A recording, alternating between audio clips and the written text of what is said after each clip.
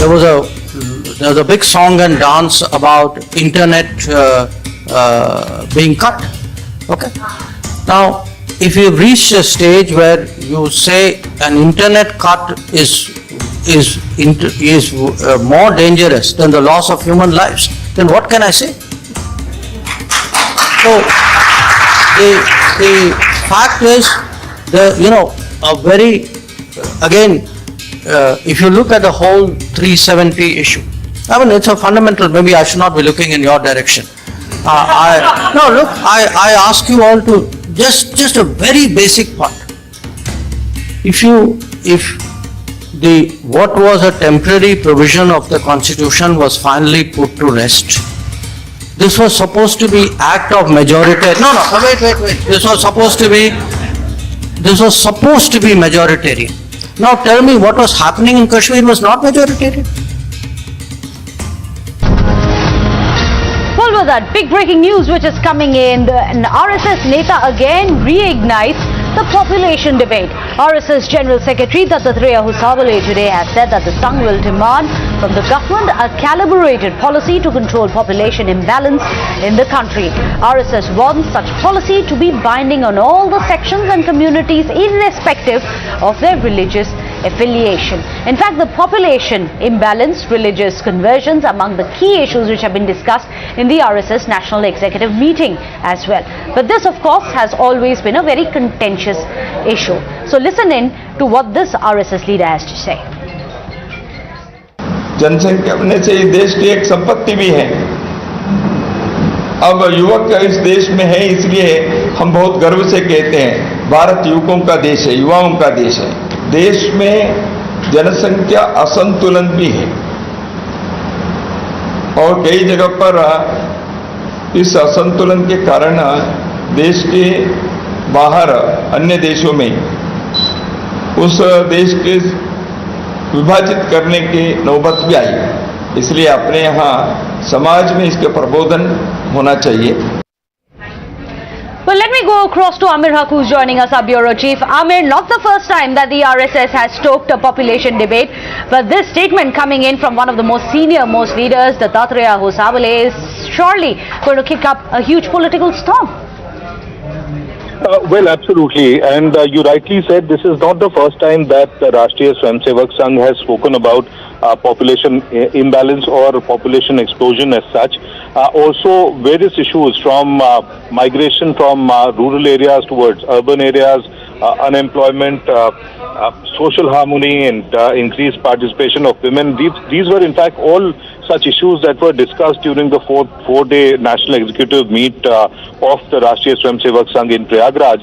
But yes, definitely population imbalance and bringing in and in fact prodding the central government to bring in some kind of a legislation to correct this skewed balance is something that the RSS has spoken about. And this time around, since this has been adopted in the form of a resolution, this is quite clear that it is in all earnestness and seriousness that this is being suggested to the central government. So how does the government goes ahead? Will it actually frame a policy in terms of controlling the spiraling population in India and also the imbalance in population, religious conversions, although there are several states which have enacted laws in favor of, against post-religious conversions. It remains to be seen as to how this entire topic plays out in the political arena. You're absolutely right. States have taken a stand. Some of the states, some of the BJP leaders have gone on record. However, the centre per se is yet to clarify its stand on the population debate, which has now been raked up by none other than the RSS. Thank you so much, Amir, for joining us. Moving on now, let's tell you how the report filed by the probe panel on former Tamil Nadu Chief Minister Jayalalitha's death has opened a Pandora's box. In fact, the commission has made some scathing allegations. It says that Jayalalithaa was never informed about her health issues or the treatment options available to her, even when she was conscious. It also said that Jayalalitha's cabinet colleagues were not taken into confidence, and it was only Sasikala and the Chief Secretary who signed on the necessary medical reports. In fact, the panel report says that this state of affair would only expose the hospital and Sasikala to the comment that this was part of a larger design. Apollo மருத்துவமனைங்கிறது நம்மளுக்கெல்லாம் ஒரு பெருமை சேர்க்கிற தமிழ்நாட்டை சேர்ந்த சென்னையில் உள்ள மருத்துவமனை, அவங்க மேலேயும் அலிகேஷன்ஸ். சரி, எங்கள் சித்தி அவர் முன்னாள் சுகாதார அமைச்சர் டாக்டர் விஜயபாஸ்கர் இவங்கெல்லாம் அரசியல்வாதிகள், அதனால் அவங்க மேலே ஒரு குற்றம் சொல்கிறாருன்னு வச்சுங்க. ஏன்னா இது அரசியல் காரணத்துக்காக அமைக்கப்பட்ட ஆணையம். அவர் ஐஏஎஸ் அதிகாரி திரு ராதாகிருஷ்ணன் ரொம்ப ரெப்யூட்டட் ஆஃபீஸர். சரி, தமிழ்நாடு அரசாங்கம் என்ன செய்கிறாங்கன்னு பார்ப்போம். எதா இருந்தா எல்லாத்தையும் எதிர்கொள்வது தானே எல்லோருடைய இயல்பும், அதனால் எதிர்கொள்வோம். Well, thank you so much for watching News Pulse. With that, it's time for India Upfront with our editor-in-chief, Rahul Shivshankar. Thanks indeed, Meghna. Viewers, today on India Upfront, I'm going to tell you a story that will prompt some fundamental questions. Yes, some fundamental questions. Is there endemic discrimination against Hindus in Bharat, in Hindustan, in India? Does the so-called secular state treat the majority community as second-class citizens? Has vote bank politics, fueled by appeasement, crossed all Lakshman Rekhas? Is vote bank appeasement spawning a feeling of resentment among the majority community, among Hindus, viewers? Why am I showing you these three pictures on your screens tonight? Viewers, Hindus are barred from managing their own temples for fear that they will loot them. Yes, they are not trusted, viewers, with managing their own temples. There is no such bar on any other religion in this country. Hindus are blocked from reclaiming their mandirs in the garb of protecting communal amity. Yes, viewers, barred from even one of the holiest sites like the Kashi Vishwanath temple, which is in the Gyanvapi complex, because a mosque stands there. There are several such examples. The courts almost exclusively codify Hindu religious laws while making exceptions for other faiths. I'm asking you to ponder these questions because in what can only be described as the clearest example of bias against Hindus, even their most visible cultural symbols like the Mangal Sutra and Kangans are being cancelled today in our society. A storm is raging in Telangana's Adilabad. These visuals from a state services examination center show how women, Hindu women, were asked to remove their Mangal Sutras, bangles, earrings, anklets. But women in burqas were not stopped. After a massive outcry, and justifiably so, by the aspirants themselves for the unfair, unequal treatment being meted out to them, the police were forced to step in and reverse their own arbitrary orders. Now listen to those who were discriminated against. They are obviously upset, viewers, and they will tell you about their subjugation, their humiliation, their reduction to second-class status. Listen to this. మరి బుర్కేసుకొని ఏం కాదు వాళ్ళకి ఏం కమ్మలు కూడా తీయమంటారు వాళ్ళైతే బుర్కేసుకొని గాజులు ఎవరైనా గాజులు వెళ్తలేవు. Viewers, the state government there is led by Mr. KCR, who has aspirations of course, contesting the national elections. He's even renamed the TRS to BRS, Bharatiya Rashtriya Samiti. Now, if this man, viewers, cannot rise above his state's partiality to one community, how can he serve all the denomination, creeds, castes of this country. Just think about it, viewers. There is little sabka saath here, and let me explain. Let me explain. I don't speak in the air, viewers. I speak with the hard facts, and the reason I'm doing so is so that you are empowered with the truth and can come closer to the truth. Now, in Telangana, the TRS or the BRS and this national icon called KCR has championed reservations for Muslims, viewers. Why only Muslims?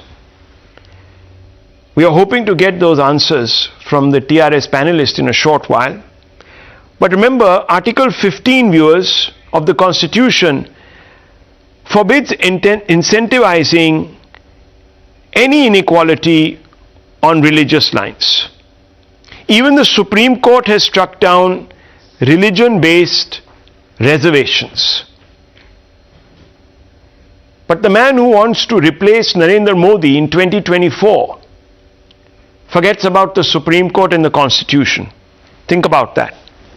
Several temples in Telangana are under state control. This is not just true of Telangana, viewers, it's true of a large number of Indian states, even those run by the BJP. But the fundamental question is, why only run Hindu temples?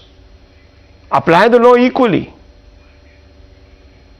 If the BRS, the TRS wants to access the funds of Hindus to use them for other activities, why not widen the corpus and extend it to other religions and denominations?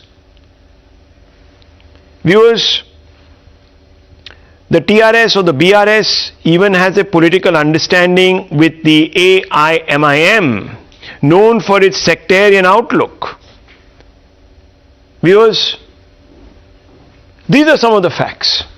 No wonder today there is a very big controversy raging, and it's not just raging, viewers, in Telangana. However, the principal players are there. Now, while the state government has denied any partiality shown to a specific community at the expense of the Hindu community, their own police and even the principal of the college have admitted to this discrimination. How does this work, viewers? Listen in.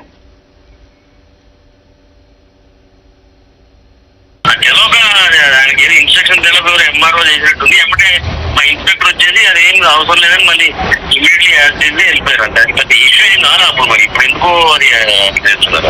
అంటే normal గా MRO ఎవరు అంటే initial గా చెప్పారు అది వేసుకుని వెళ్ళొద్దు అని, కానీ పోలీసు వాళ్ళు వచ్చాక అలా ఏం లేదు అని చెప్పి చెప్పారు. అది అట్లా ఏం లేదు అని చెప్పేసి యాడ్ చేసి పంపిస్తున్నారు. అందరు అలో చేశారు మంగళసూత్రతోని.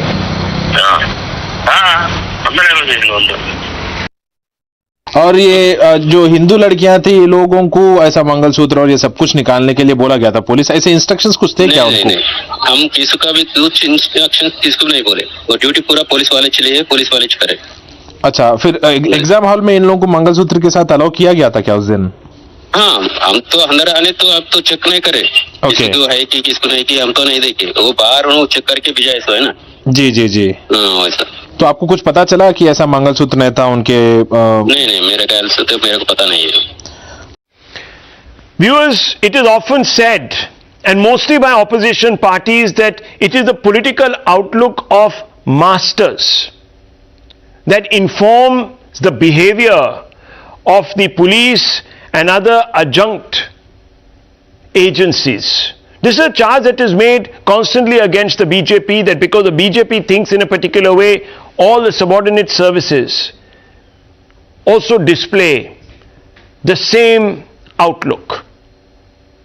Why can't that be applied here now, viewers, when the police, school authorities all admit to the discrimination? What is really troubling, viewers, is that somewhere the assumption is that Hindus are not trustworthy, that they will cheat,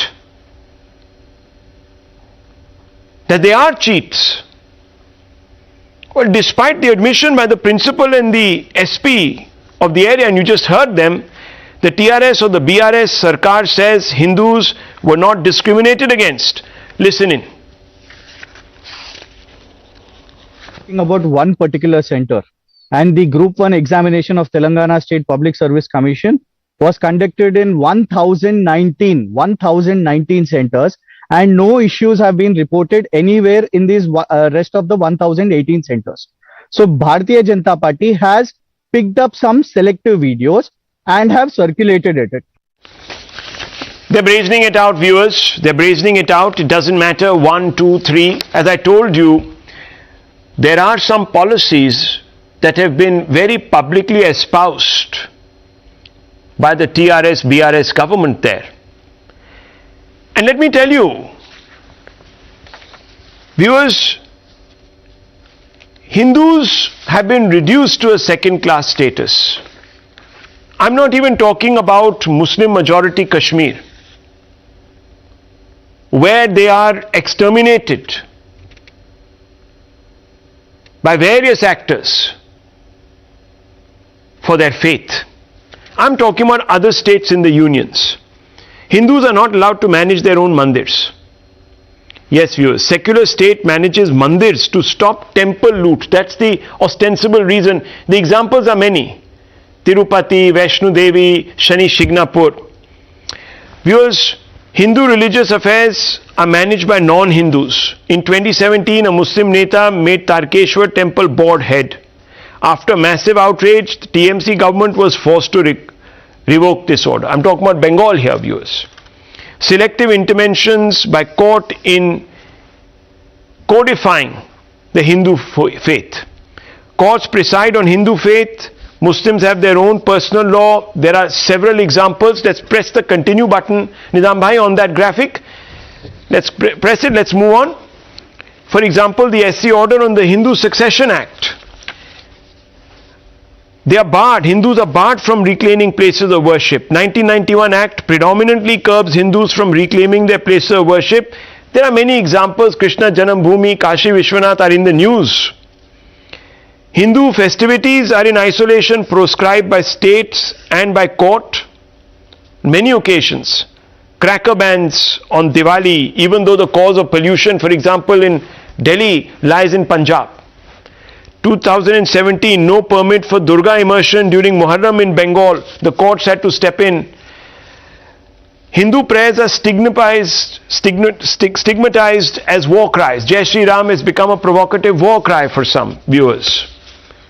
People shake when they hear people saying Jai Shri Ram. Let's open this up. Let's pose some questions. The question that I began with.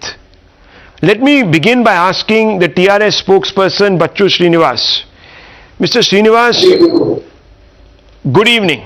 Good evening. I hope you can hear me. Good evening, sir. Good evening. Why is it that the integrity of Hindus was doubted above and beyond that of other communities, sir, in this examination center? Why, instead of an apology, is your party today brazening this out?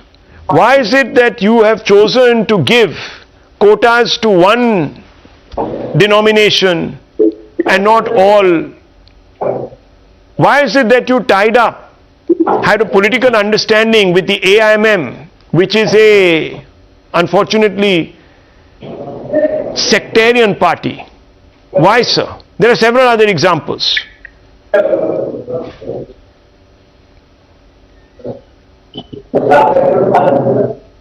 What exactly you would like to ask me? I didn't understand you. It's difficult to sometimes understand me. It's difficult because you'll have to undo a lot of internalized knowledge that you have taken up, sir. So these questions will go above you. One thing I would like to, one information I would like to give you at this moment.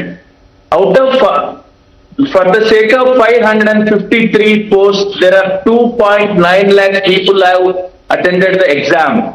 This is one center complaint which you have a clipping of one center from 3 people. Out of 3 lakhs, 3 people three people's clipping of one particular party trolled from the WhatsApp university. This is made by them. Correct? WhatsApp University? Is that the university that was conducting this exam? I'm a bit confused tonight. Okay, we've lost. We don't have any. We've lost the TRS. We don't have any kind of difference between. Sir, can I ask you, Mr. Srinivas? Can I ask you a specific question tonight? If you allow me. Yes. Please. Why did you advocate quotas for Muslims?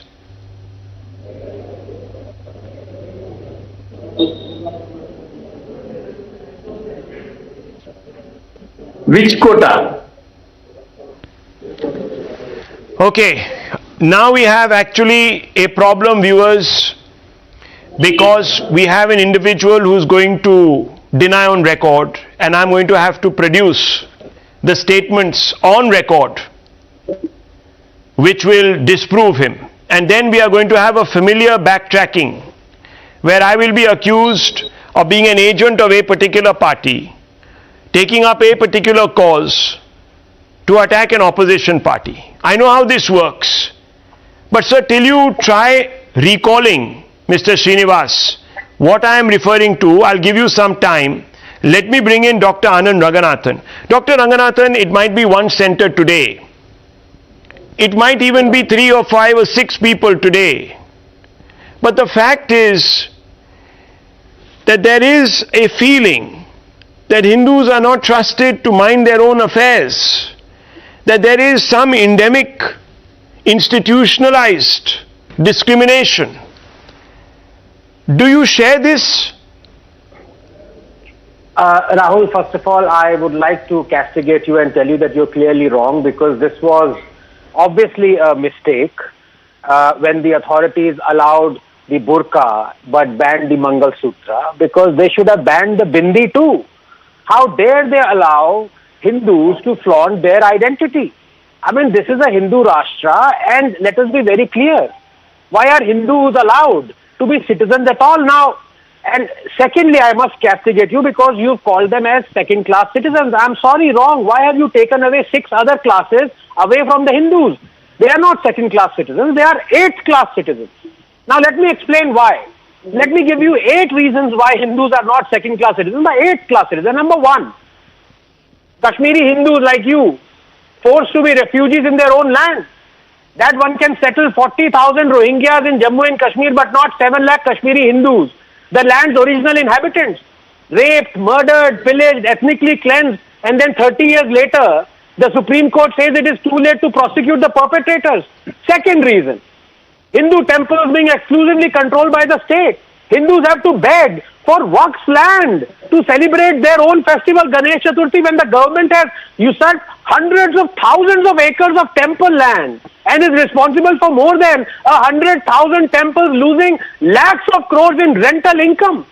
3, the draconian RTE Act that goes against the Constitution of India and that discriminates against Hindus and their schools. Number 4, state-sponsored publications, textbooks, naming of roads and cities, organizing of festivals that eulogize monsters like Aurangzeb and Tipu who perpetrated large-scale Hindu genocide. 5th reason, the drafted communal violence bill where only the majority, i.e. Hindus, would have been held guilty in a communal riot even if they were in a minority, for example in Kashmir.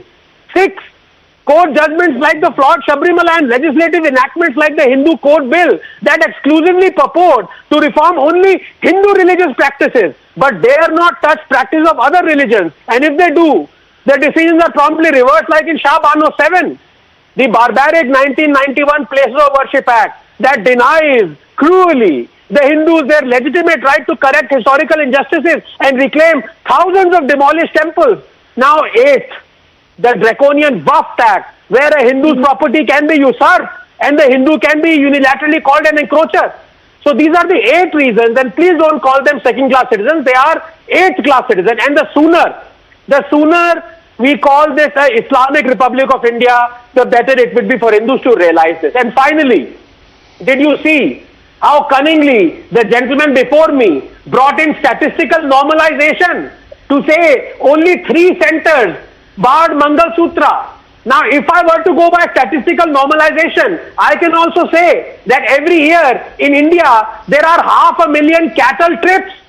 So if only 100 Muslims are lynched, it should be all right. It is statistically insignificant. This is the reason why nobody trusts people like these. They are weak not only in maths, but also in science and in humanities, and they are wrong on every count. Well, now, let me go back to Mr. Srinivas. Mr. Srinivas, I was talking about a quota that was promised to Muslims. Did you make that promise, yes or no? We promised and we fulfilled. Now you see they remember. The penny has dropped, viewers. It's amazing how much patience and how much giving someone the benefit of doubt actually works. You see, had I jumped down his throat, we would have had a deafening argument. We would not have heard the wonderful words of Dr. Ranganathan. And we would have ended up in a bitter confrontation. You might have noticed, viewers, I've stopped doing that. I give people now the benefit of doubt because they know that my facts hang over their heads like the proverbial guillotine. They stick their necks out and they lose them. Now, I am not using terms that are used on the streets these days, please. So don't blame me. But viewers, the TRS said it will ensure 12% quota for Muslims. Letters were written by Mr. KCR, who is now aspiring to replace Narendra Modi as the Prime Minister in the next 2 years. He is going to be taking his movement nationwide. And he said, I have appealed, quoting him, I have appealed to PM Narendra Modi to incorporate 12% reservation for minorities in the 9th schedule of the Constitution to overcome legal hurdles. The Supreme Court has imposed a 50% ceiling on reservations on the lines of Tamil Nadu, which has been providing 69% reservations.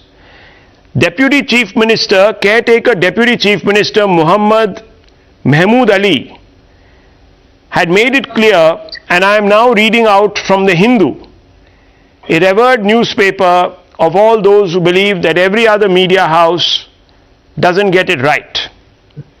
So, viewers, the caretaker Deputy Chief Minister Muhammad Mahmood Ali, November 10th, 2018, had made it clear that his party will abide by the implementation of a 12% reservation for Muslims in education and employment. And employment, viewers. Not just education, but also employment, and will intensify its efforts after the elections and formation of a new government. Now, viewers, you tell me,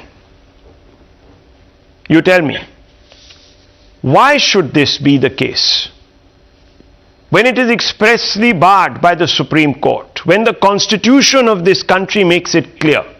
And therefore I ask that question, has appeasement now crossed all Lakshman Rekhas? Rahul Ishwar, would you like to take this question?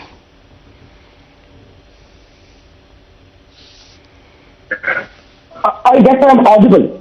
There are 2 points, and Rahul Joshi, you rightly used a very intelligent word called subjugation. Let us be honest about it. There is an institutional subjugation of the Hindu community for long, and that institutional subjugation is termed the secularism. And I know I am a great voucher of Hindu-Muslim unity, but whatever is given to Hindu-Muslim community is branded as secular. And whenever Hindu community is subjugated, it is, branded as secular. So as you rightly pointed out, as Anandji has rightly pointed out in many times, the Hindus are not given control over their temples, whereas Muslim and Christian and other communities have their rights.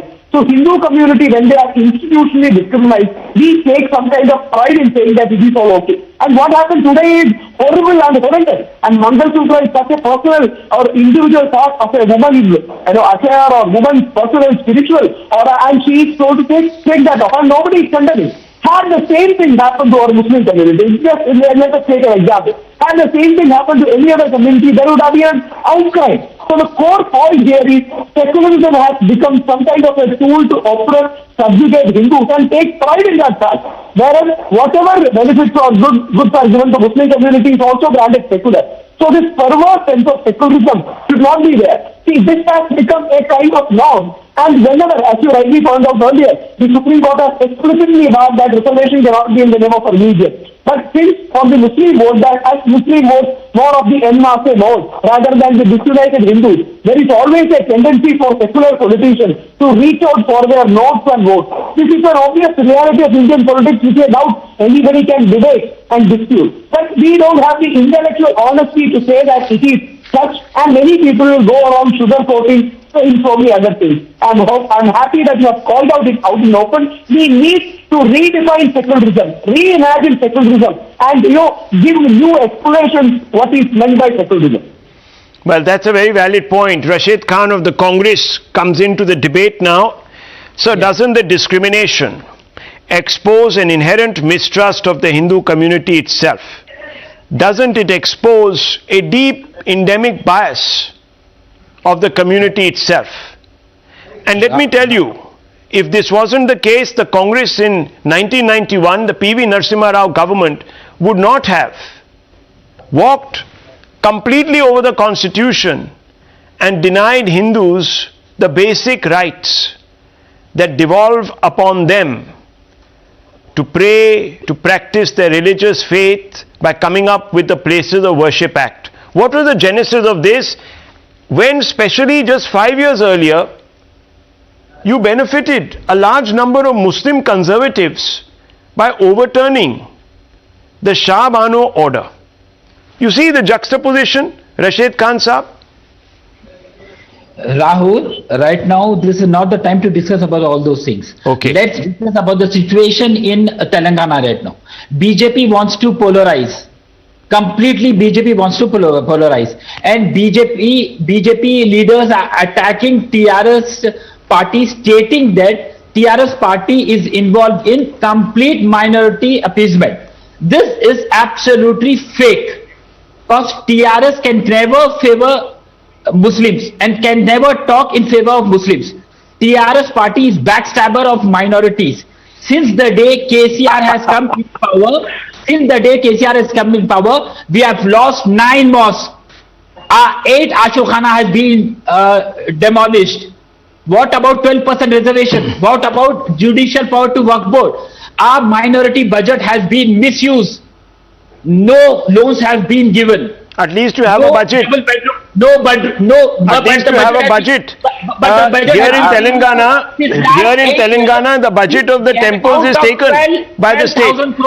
Only 6,000 But Rashid Khan Saab, even tonight, Rashid Khan tonight is also still abusing the BJP. Let me tell you, viewers. One second. Polarizing the state. BJP is polarizing the state. The BJP did not ban. The BJP did not bar these ladies and other members of the Hindu community from entering the exam hall. But listen to me, Rashid Khan Saab, 1 minute. I admire your fidelity to the cause. Coming from all the committees, they check equally. Okay. I admire your defense. And legal action should be taken. Okay. Yes, Rashid bhai, 2 minutes. I admire your vociferous defense of the secular cause. But let me just tell you that the gentleman today that you're giving a bit of benefit of the doubt to is a man called KCR, who called Rahul Gandhi, quote unquote, the biggest buffoon. These are his words, not mine. He called him the biggest buffoon. And let me again quote the Hindu for you. He is the one who betrayed Sonia Gandhi. Telangana was Chief Minister K. Chandrasekhar Rao has described Congress President Rahul Gandhi, quote unquote, as the biggest buffoon in the country, unquote, and an asset to the Telangana Rashtriya Samiti. Rahul, when KCR can backstab Sonia Gandhi. So listen to me. I think Rashid Khan, it is in your interest today to tell us why you believe. It's a very important question. Why you believe the BRS or the TRS aligns itself with the MIM? Yeah, definitely. whose leader also calls the Congress horrible names. Yes, but that's what the thing. When KCR has betrayed Sonia Gandhi, when KCR has betrayed minorities, when KCR has betrayed Congress party, he can utter any sort of any words. And even betray the majority community. Okay. Bachchu Srinivas, how do you respond to Rashid Khan? You can betray anybody for power. Guru Prakash is also here with us, the Bharatiya Janata Party spokesperson. I'm going to bring him in. 8 years. Okay, 1 minute, Rashid bhai, 1 second. Now, the other gentleman needs to speak. Bachchu Srinivas ji has been very monosyllabic today. He doesn't know what has hit him because I come at people with facts. So, Srinivas Saab, here the Congress, one of your secular brothers, is saying that you have crossed all limits of appeasement.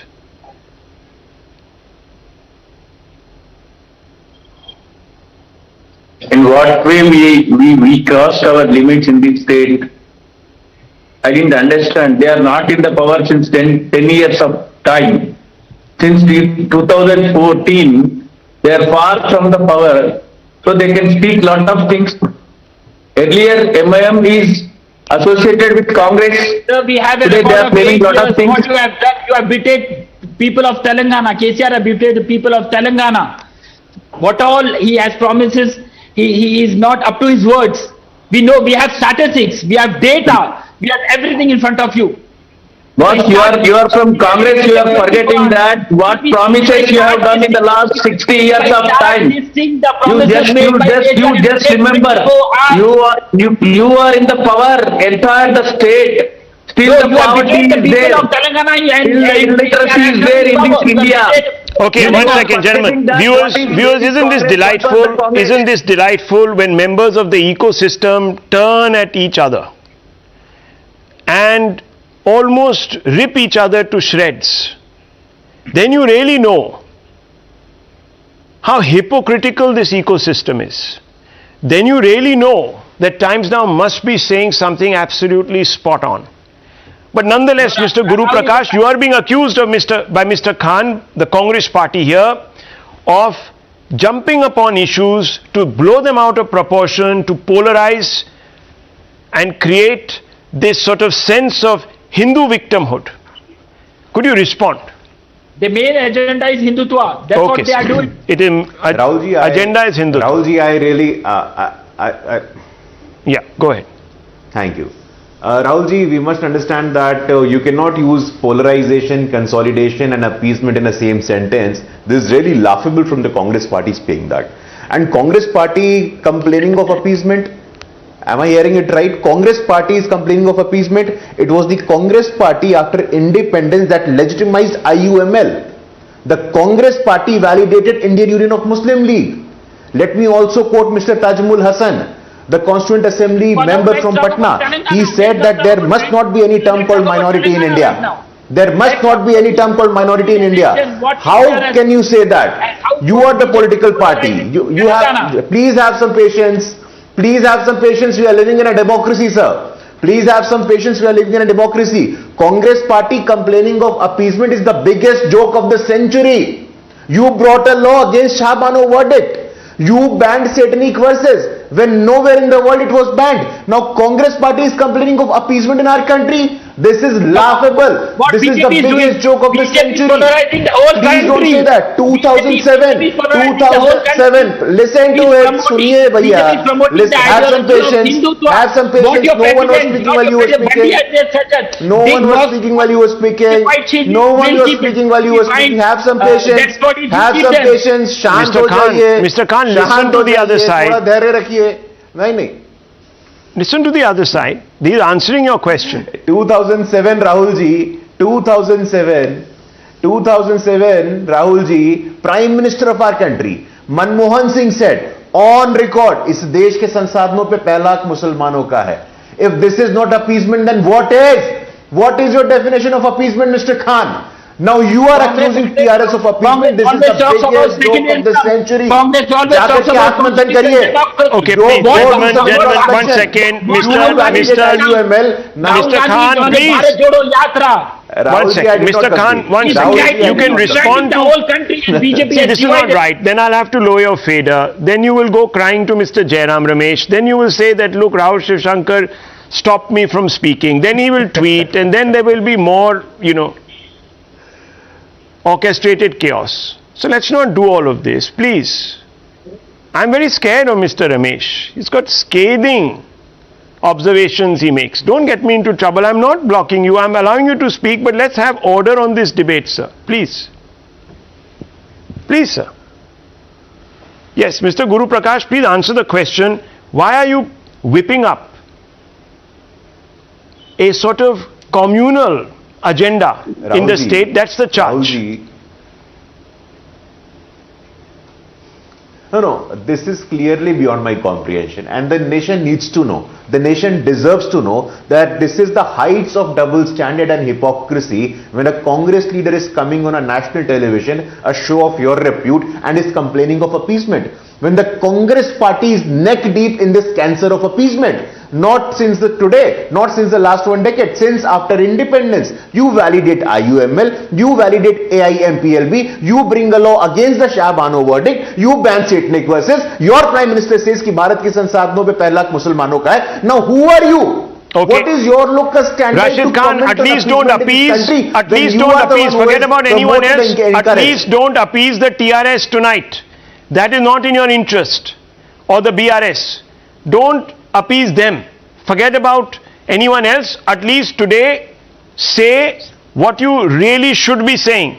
That yes, the pictures that we are seeing are a symptom of a larger malaise. Call it out, sir. Have the courage of conviction. No, Rahul, No. right now, what BJP is doing, tell me what BJP is doing in Telangana. Right. BJP is completely polarizing just because Mungur by-election is very nearby. Okay. And Bandi Sanjay, president of BJP, Telangana BJP, says that we have to dig mosque. If we find shivling, give that shivling to us. And if you find dead bodies, keep the dead bodies with you. What is this?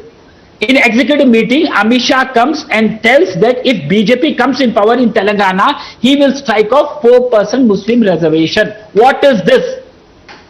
Is it an entitlement? BJP says that... one second, let me bring in Dr. Ranganathan. This is absurd. I have never heard this, viewers. This is absurd. The Congress today... Okay, Mr. Khan, 1 second. So let me get this right. The Congress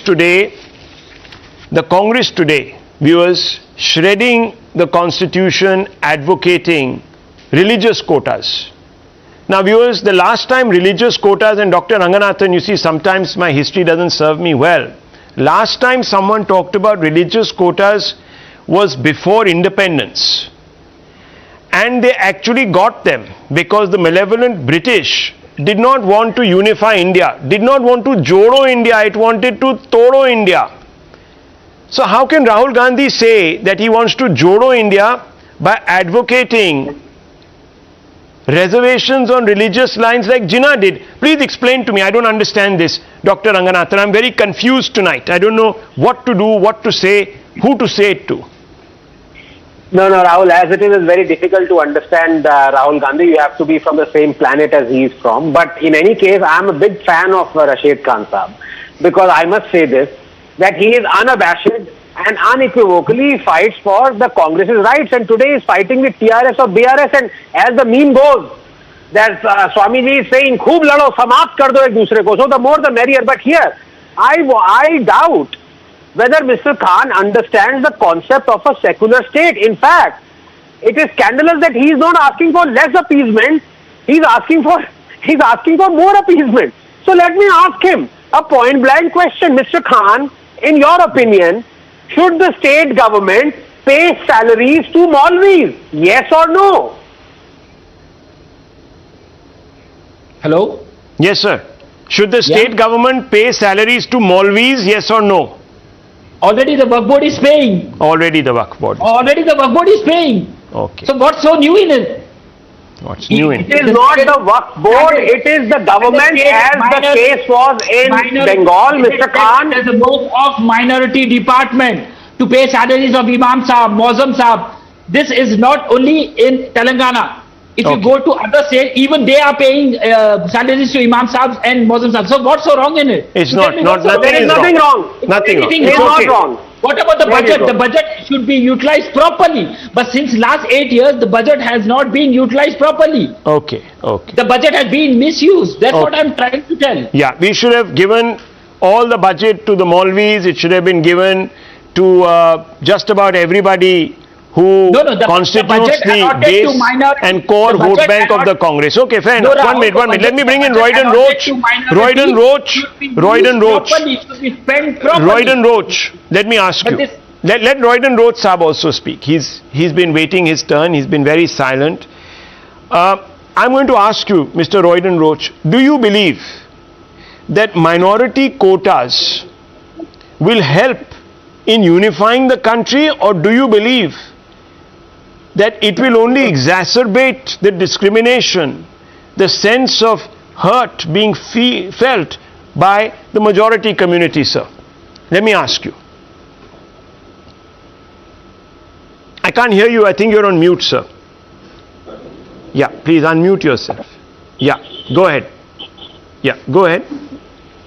Hello? Yes, go ahead. We can hear you. Yeah. Good evening, Rahul. Good evening to everyone. Good evening, sir. Well, Rahul, to start with your question first about the quota being given to minorities, we already have a quota from very long of a 4% quota which is there for the Muslim minorities. And that continues. And later the Chief Minister agreed to increase it to 12% because let me quote very clearly, because we have areas in Telangana where we have the Muslims being deprived. You have the Muslims are deprived. On a study done, so let me complete. On a study done and verified clearly by the Chief Minister, he has come to the conclusion that these areas need to be developed. We need the people to be developed. See, when you start developing, educating people, then you will have people with a broader mind and not having violence or like we used to have earlier in the old city. In the old city, like we used to have curfew every time, which is now not at all there. It just vanished. Why? Because we started development of education programs and other things still being given by the Honorable Chief Minister. See, I'll tell you one thing, regarding this issue which happened exactly now, about the people being asked to take out the Mangal Sutra, let me tell you, out of the 1019 centers, it is very clear and evident that it was only one center that happened. And the person who was there, the police official who was there, the lady also, she was not a Muslim. The lady herself was a Hindu, and even she was not given instruction by any higher officials to do this. It was very clear that it was not in, and it was not in actually the Mangalsutra to be taken out. There was something else with her which was asked to be removed. And on precaution measures, because last time we had an issue in schools, the same thing like in the school exams, how it was followed, people started taking out the ornaments and handing it over to their husbands. You can see women getting off the bike and straightly handing it over to their husband. It is not that they've been gone there and taken and this. Okay, now let's not justify, sir. Let's not justify inequality. Had this been the other way around, remember, viewers, that the entire hijab row became a national. One second. The entire hijab row became a national talking point because it happened in a few pre-university colleges in Karnataka. So that equivalence is conveniently forgotten, viewers. Conveniently forgotten. It became such a big issue. And if you really looked at it, how many students really got affected by it? Think about that, viewers. So, you know, this argument, as Dr. Ranganathan has pointed out, about using maths and the logic of maths is not going to work out. It's about a mindset. M remains the same. Mindset, not maths. Now, I want you two viewers just focus on what the Supreme Court said. And I'm taking you back to 2012. The Supreme Court expressed its displeasure and pulled up the government for its casual handling of the complex and sensitive issue of 4% sub-quota for minorities within the 27% reservation for OBCs in central education institutions like IITs. This quota was brought in and upheld by certain governments. The matter went to the Andhra Pradesh High Court. And the Supreme Court refused to stay the Andhra Pradesh High Court order which had quashed the central government notification for 4.5% sub-quota for minorities, a bench of Justices K.S. Radhakrishnan and J.S. Keher said it was unhappy that the centre filed an appeal without any supporting documents, and it goes on and on, viewers, quite lengthily. And viewers, let me also tell you, it's very, very clear. When the Andhra Pradesh High Court struck down sub-quota for Muslims in 2012, while disposing of the petition on Monday, the special bench comprising Chief Justice, as I said, Lokur and Sanjay Kumar, pointed out that the government order violates Article 15(1) and 16(2) of the Constitution, while Article 51 prevents state from discriminating against a citizen based on religion, race, caste, sex, descent, place of birth or residence. Article 16(2) states that no discrimination on these grounds can be shown by the state in government recruitments or in the question of giving jobs. The very use of words belonging to minorities or for minorities indicates that the sub-quota has been carved out only on religious lines and not on any intelligible basis. That's what the Supreme Court says, viewers. Now, if parties are advocating for it, despite the Supreme Court's very clear stand on this issue, you know what they are doing. They are violating the basic principles of equity. Then you have to ask yourself, why are they doing this? Obviously for vote bank politics. Dr. Ranganathan, quick concluding remarks. I want to go on to the other big debate. Yes. No, I just wanted to conclude by saying, Rahul, you have to have a kind of a larger picture out here, a perspective of what is happening, what has been happening for the last, not just 2 or 3 years, but for 80 years. Hinduism as we know it is being systematically dismantled. And I dare say Hinduism will cease to exist in maybe 100 years' time. Because now you see that the latest attack is on the front where people who convert from Hinduism, they should continue to get the quota, even though the other religions to which they have converted do not have this kind of caste system. So now there are people who are demanding that even if you convert, you maintain getting this quota, and if that is allowed, I'm afraid that is a death knell for Hinduism. Well, that's the matter being heard by the Supreme Court even as we speak, viewers. So I'm not going to go down that route, but Dr. Ranganathan fundamentally painting a dire picture, and he's not inaccurate. I will move on, viewers, because it has been 2 months since 11 men accused of raping and murdering Bilkis Bano and some of her family members, including her 3-year-old daughter Saleha, walked out of jail. As I said, viewers, Bilkis Bano was gang raped and some of her relatives were killed. But those released from jail, given remission, walked out as heroes. You can see those pictures, felicitated by a large number of people. A distraught Bilkis Bano had then said, "How can justice end like this for me, someone who trusted the system?" However, the most significant argument made by those in favor of the premature release after due process, they claimed, was good conduct of the convicts in jail. Whether it was the jail authorities, the remission panel, the Gujarat government or the centre, all contended that the behavior of the rapist murderers had been good, and that is why they deserved to be freed. This included C.K. Rahulji, the BJP MLA, who after the remission came on record to say that the convicts were sanskari, no less. Today, Times Now has accessed documents that show that one of the 11 convicts serving life imprisonment was charged with molestation while he was out on parole in June 2020. Mitesh Chimanlal Bhatt faces an FIR for outraging the modesty of a woman, a case in which charge sheet has been filed and a trial is still underway.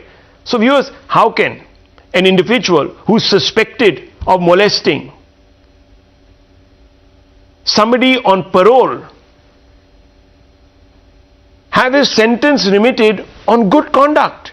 It boggles the mind. And what could be seen as a symptom of malaise that infects our justice system, the FIR was only filed 2 years later in 2022, and in between Bhatt was allowed further parole of 281 days, almost a year, viewers, he had parole for.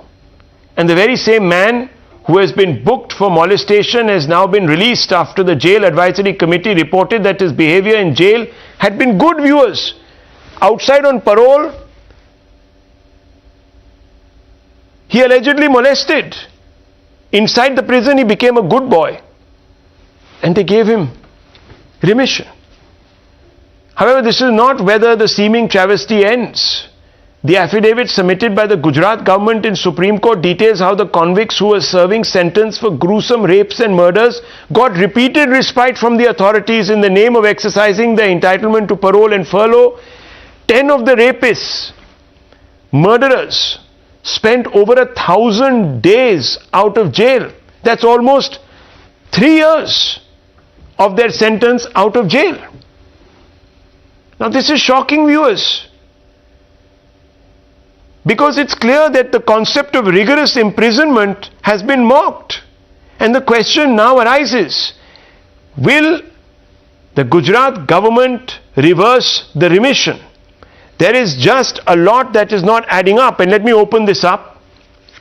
Let's ask some basic questions.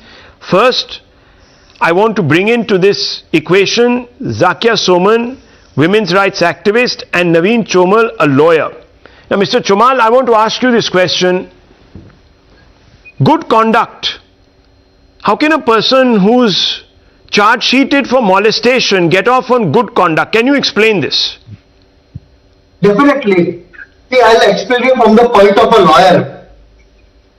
All these particular remission system and release of the prisoners after completion of 14 years goes by a particular rule book and days undergone by the prisoners inside the prison. So it's a very rare case that one of these persons, while on parole, was accused of molestation. Agreed. But in our judicial system, a person is presumed to be innocent till he is proved guilty. So irrespective of that, whatever time he has spent inside the prison, he has been of a good conduct. Okay, like any other so inside the prison, so you're a very good person. You step out of prison, you can turn into all sorts of barbaric avatars, and it won't reflect on your prison record. Okay, fair enough. 1 second, Mr. Chomal. Let me. Okay, 1 second. Let me ask you. Chomal sir, 1 minute.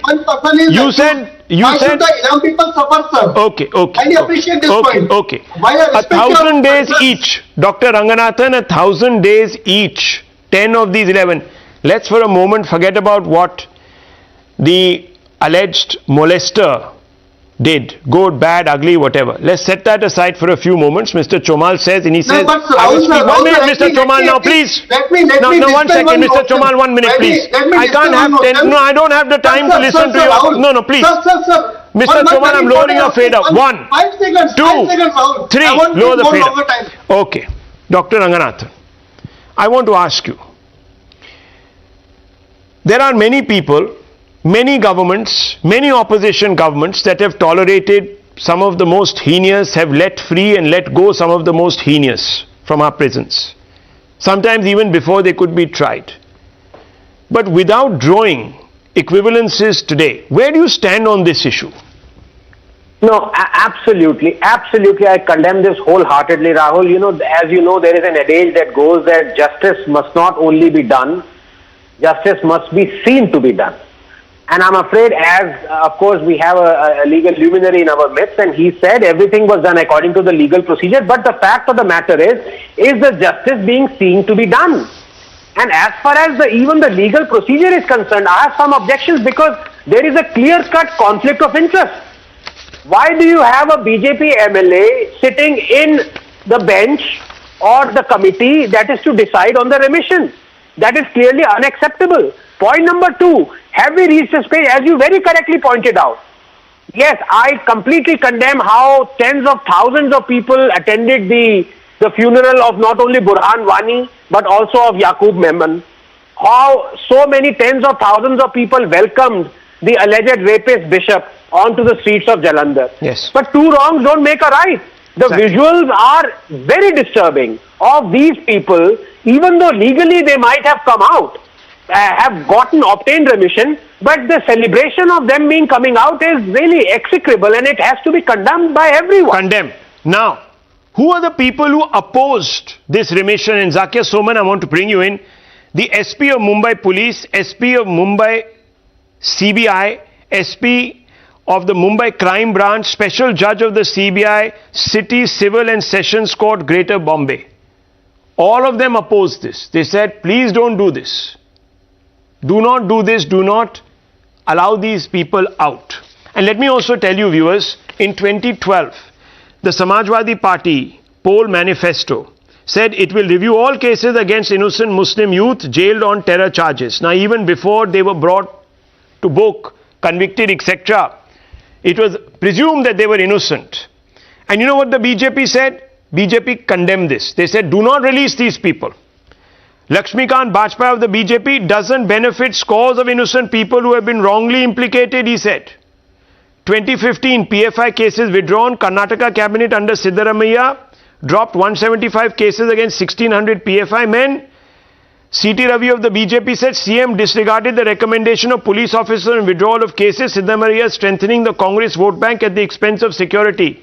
Here, viewers, not just the police, the CBI was opposing. Zakia Soman, what do you think should happen? And why is the BJP sticking to its guns?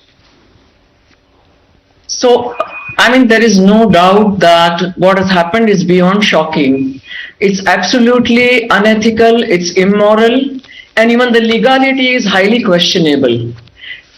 These are people who have committed crimes against humanity. They have done murders, they've indulged in gang rape. There is not a hint of remorse, forget reformation. So what is the message we are giving to women of India? Because lot of women are looking forward to find justice through the laws of the land in matters of rape, in matters of sexual assault.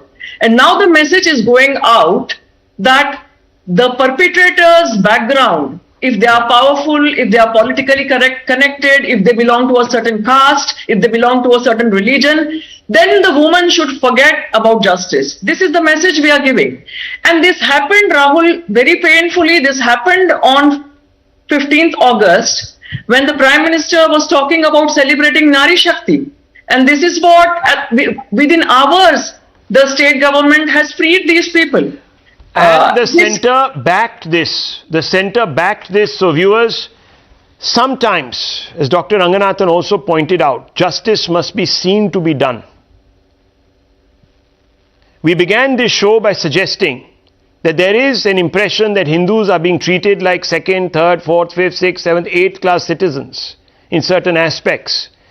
Let not today people come out and say that Muslims are treated even worse, like 10th class citizens. Here, viewers, is an opportunity to go out there and tell all those people who talk about institutionalized bias against Muslims that they are wrong. Reverse this remission. It's not worth it. Optics matter. I'll leave it at this. The news are next.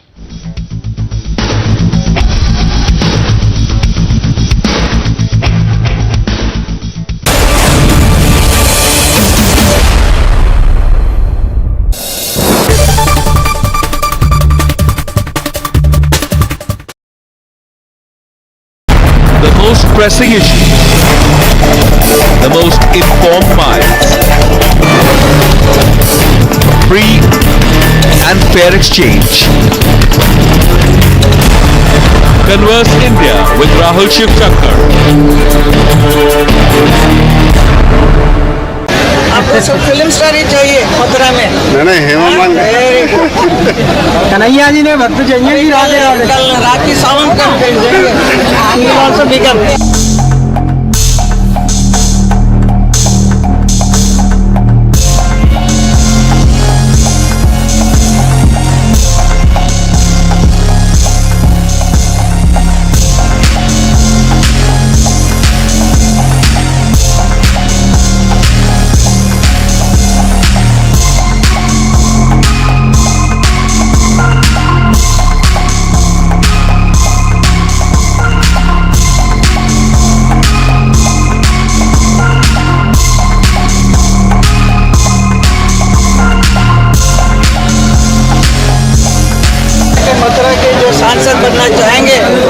आप बनने नहीं देंगे।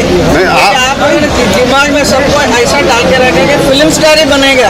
आपको सब film star ही चाहिए मथुरा में। नहीं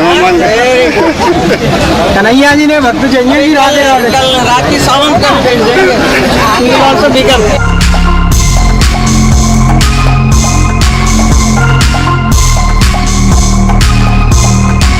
बहुत अच्छी बात है। आपका क्या विचार है इस बार? आप मेरा विचार क्या मैं बताऊं? मेरा विचार भगवान के ऊपर है। Lord Krishna will do it.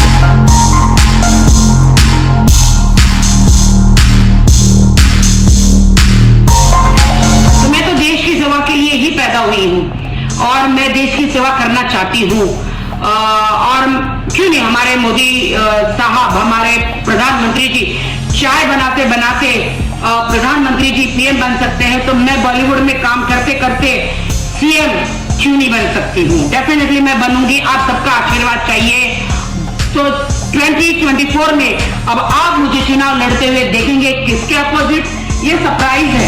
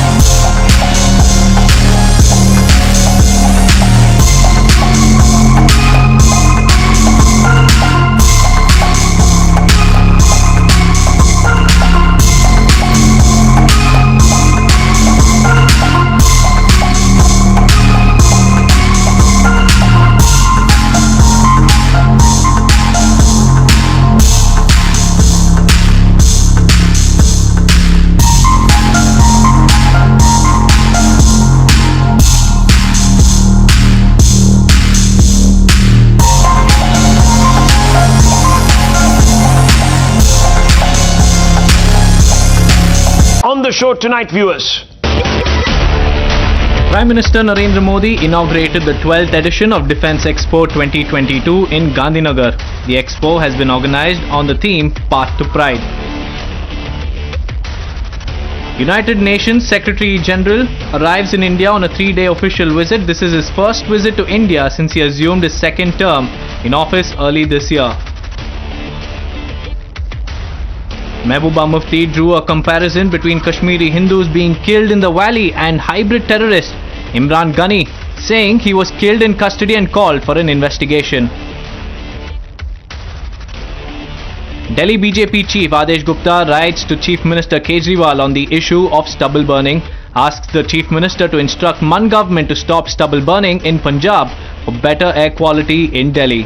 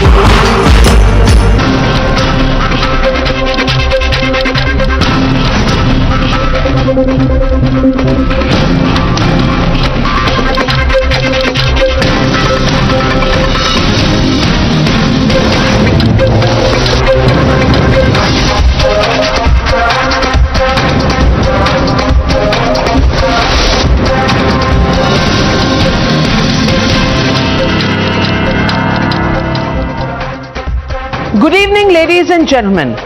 The debate over wearing of hijab in educational institutions in Karnataka hasn't ended yet. And even before the Supreme Court can decide on the issue, a new controversy has erupted in the state of Telangana. It's a case of shocking discrimination that has come to the fore from Telangana's Adilabad.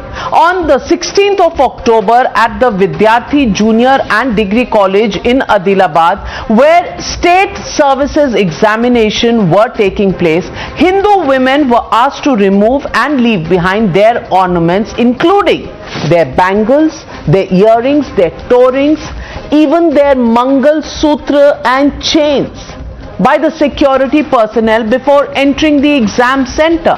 Whereas on the other hand, it is being stated that Muslim women were seen entering the examination center wearing a burqa and no one, including the police personnel, stopped them to check. Look at this video, ladies and gentlemen. A woman clad in a burqa can be clearly seen entering the exam center while other women are being seen removing their jewelry before being allowed to sit for the exam. Who allowed this to happen? Did the police have instructions from the state? The KCR government has denied any involvement in this matter and said that there was no partiality to any community, but the SP of Adilabad confirmed to Times Now that the mistake did happen. Even the principal of the degree college confirmed to us that it was the state police, not the college, that barred the Mangal Sutra. Listen in to what the TRS has said. We are talking about one particular center, and the Group 1 examination of Telangana State Public Service Commission was conducted in 1019 centers, and no issues have been reported anywhere in these rest of the 1018 centers. So Bharatiya Janata Party has picked up some selective videos and have circulated it. The BJP has slammed the KCR government and accused it of appeasement of the minority community in the state. The BJP has said that it is the anti-Hindu government of Chief Minister KCR that is responsible for the situation. This is a coercive anti-Hindu policy of the Telangana government, and I think such discriminatory practices by the government and their agencies are bound to create sharp polarization and bitterness among the people. A state has the moral duty to provide the constructive secularism in the state. KCR की सरकार और उसकी car दोनों का steering MIM के हाथ में है और अवैसी साहब सरकार चला रहे हैं और तेलंगाना में अवैसी का एजेंडा सांप्रदायिक एजेंडा लागू किया. The reports that are coming, it seems that those who were in burqa, they were not checked, whereas there is claims and allegations that ladies were asked to remove their Mangal Sutras. Now you can't have this kind of discrimination happening at the gate of an examination because the institution and the examination is not religious by any nature. Now, ladies and gentlemen, why is the TRS government treating Hindus as second-class citizens in Telangana? Do Hindu women have similar rights as Muslim women in Telangana or not? From not being allowed to manage temples such as Tirupati, Vaishno Devi, Shani, Signapur in different states to now frisking at exam centers and not being allowed to wear their Mangal Sutras and other ornaments. Is this discrimination that is being meted out? This minority appeasement by KCR government has been rejected not only by Hindu activists, by even Muslim clerics. Listen in. देखिए, हमारे मुल्क के अंदर किसी को भी यह हक और इख्तियार नहीं है कि किसी की भी धार्मिक आज़ादी को, धार्मिक स्वतंत्रता को छीना जाए. कोई भी इंस्टीट्यूशन, कोई भी इदारा न तो हिजाब पर पाबंदी लगा सकता है और न लगाना चाहिए, और न ही किसी के भी धार्मिक पहनावे पर, धार्मिक उच्चारण पर उसको पाबंदी आयद करनी चाहिए. जिस तरीके से हमारा फंडामेंटल राइट हमारी बहनों का है कि वो हिजाब को धारण करके इंस्टीट्यूशन और इदारे में दाखिल हों, इसी तरह हमारे हिंदू भाइयों की भी कुछ धार्मिक आस्थाएं हैं, उसी बिना पर वो मंगलसूत्र और दूसरी चीजें धारण करती हैं. I condemn it because you cannot be selective.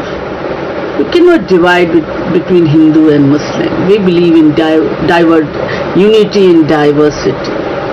And this is a gist of our constitution also.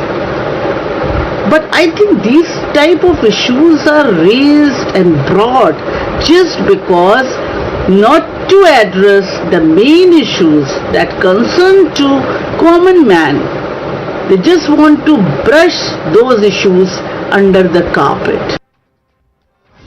So the legitimate question we're asking on the Newshour tonight: are exam centers allowed to have discrimination on the basis of religion? That's the question, and that's the debate coming up on the other side. You're watching the Newshour at 9, debate number 1 on Times Now, Super Prime Time. Joining me on the debate tonight, Dr. Sudhanshu Trivedi, Member of Parliament and National Spokesperson of the BJP, Nighat Abbas, Political Analyst, Ishkaran Bhandari, Advocate, Professor Atikur Rahman, Political Analyst, Tehseen Poonawala, Political Analyst. But my first question goes to Dr. Lagani Srinivas, Leader of the Bharatiya Rashtriya Samiti, or the TRS, call it what you will. Thank you very much for joining me on the Newshour tonight, Dr. Lagani Srinivas. This unfortunate incident that has been reported from Adilabad, I want to ask you, was this something that happened just out of sheer negligence, or is there a thought process that kind of pushes people to take decisions where women are even asked to remove their Mangal Sutra, whereas women with burqas are allowed to just walk into an examination center? Where does this come from, Mr. Srinivas? Thank you, Navika ji. Actually, thank you very much, and very good evening to all the viewers of Times Now. See, I want to tell you very openly, this is a prestigious exam conducted by the Telangana Public Service Commission. A wonderful body had been functioning ever since the state formation done. They have done multiple examinations, and Group 1 exam is a prestigious exam because all the candidates who are selected here, after 10 or 15 years, there is an echo coming. Okay, we'll try and correct that. There will be like a civil servants, they'll get to the civil servant. Yeah. So what I'm saying is, for this prestigious exam, there are more than 3 lakh students applied, and out of which 75% students have attended this exam. So 2,86,000 precisely have attended this exam. This examination has been conducted in 1,019 centers across the state. All the centers, everything is done very smooth, and government was actually properly planned everything, and there is a specific guidelines and instructions given to the candidate. So nowhere it is clearly mentioned that there is a religious discrimination as per the guidelines.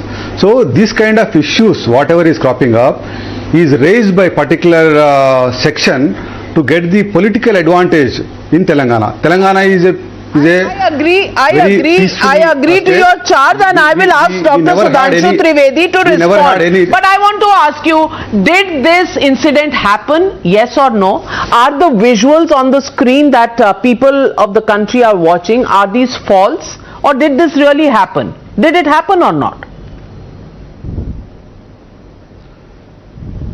See, Navika ji, if it happens, we also condemn it. I mean, there is no doubt in that. See, but we have to understand, government definitely will not encourage such kind of issues anywhere. This might have happened because of the security. Okay, so it happened. So you are agreeing that this happened. We'll have to. Srinivas ji, what is the action that has been taken? We'll have to. Navika ji, we'll have to verify it thoroughly. See, we will have to verify it thoroughly.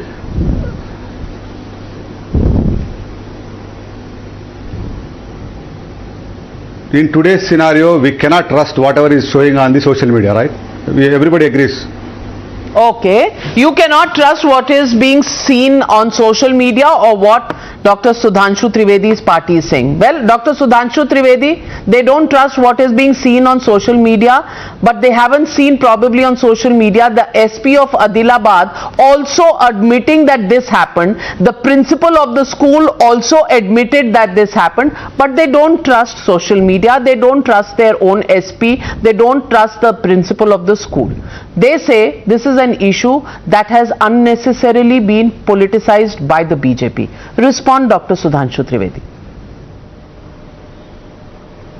Navika ji, look how they ridicule themselves by giving these type of amusing logic.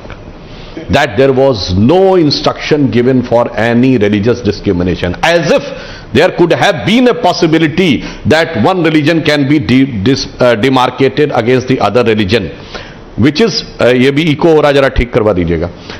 This is which is become a typical characteristic of the Telangana government. On one hand, they are saying that they do not believe on what has happened and they yet to verify, despite the fact that the evening has come. We are sitting in the night. Still, they are saying this is yet to be verified. But their preconceived notion is very well verified, well in advance, that this is being raised by any political group for the political advantage. What an amusing logic. One hand, you are not saying, then even if it has happened, what action has been taken? If there was a clear categorical order that there should not discrimination. And third thing, in any public service commission examinations, all over the country, all over the world, in any examination, person's face has to be verified. Was it verified? I'm just asking a question. If person's identity is not verified by looking with the ID card and the face, then what was the guarantee that under the burqa the same person was there or any other person was there? I think they will again say we have to verify this.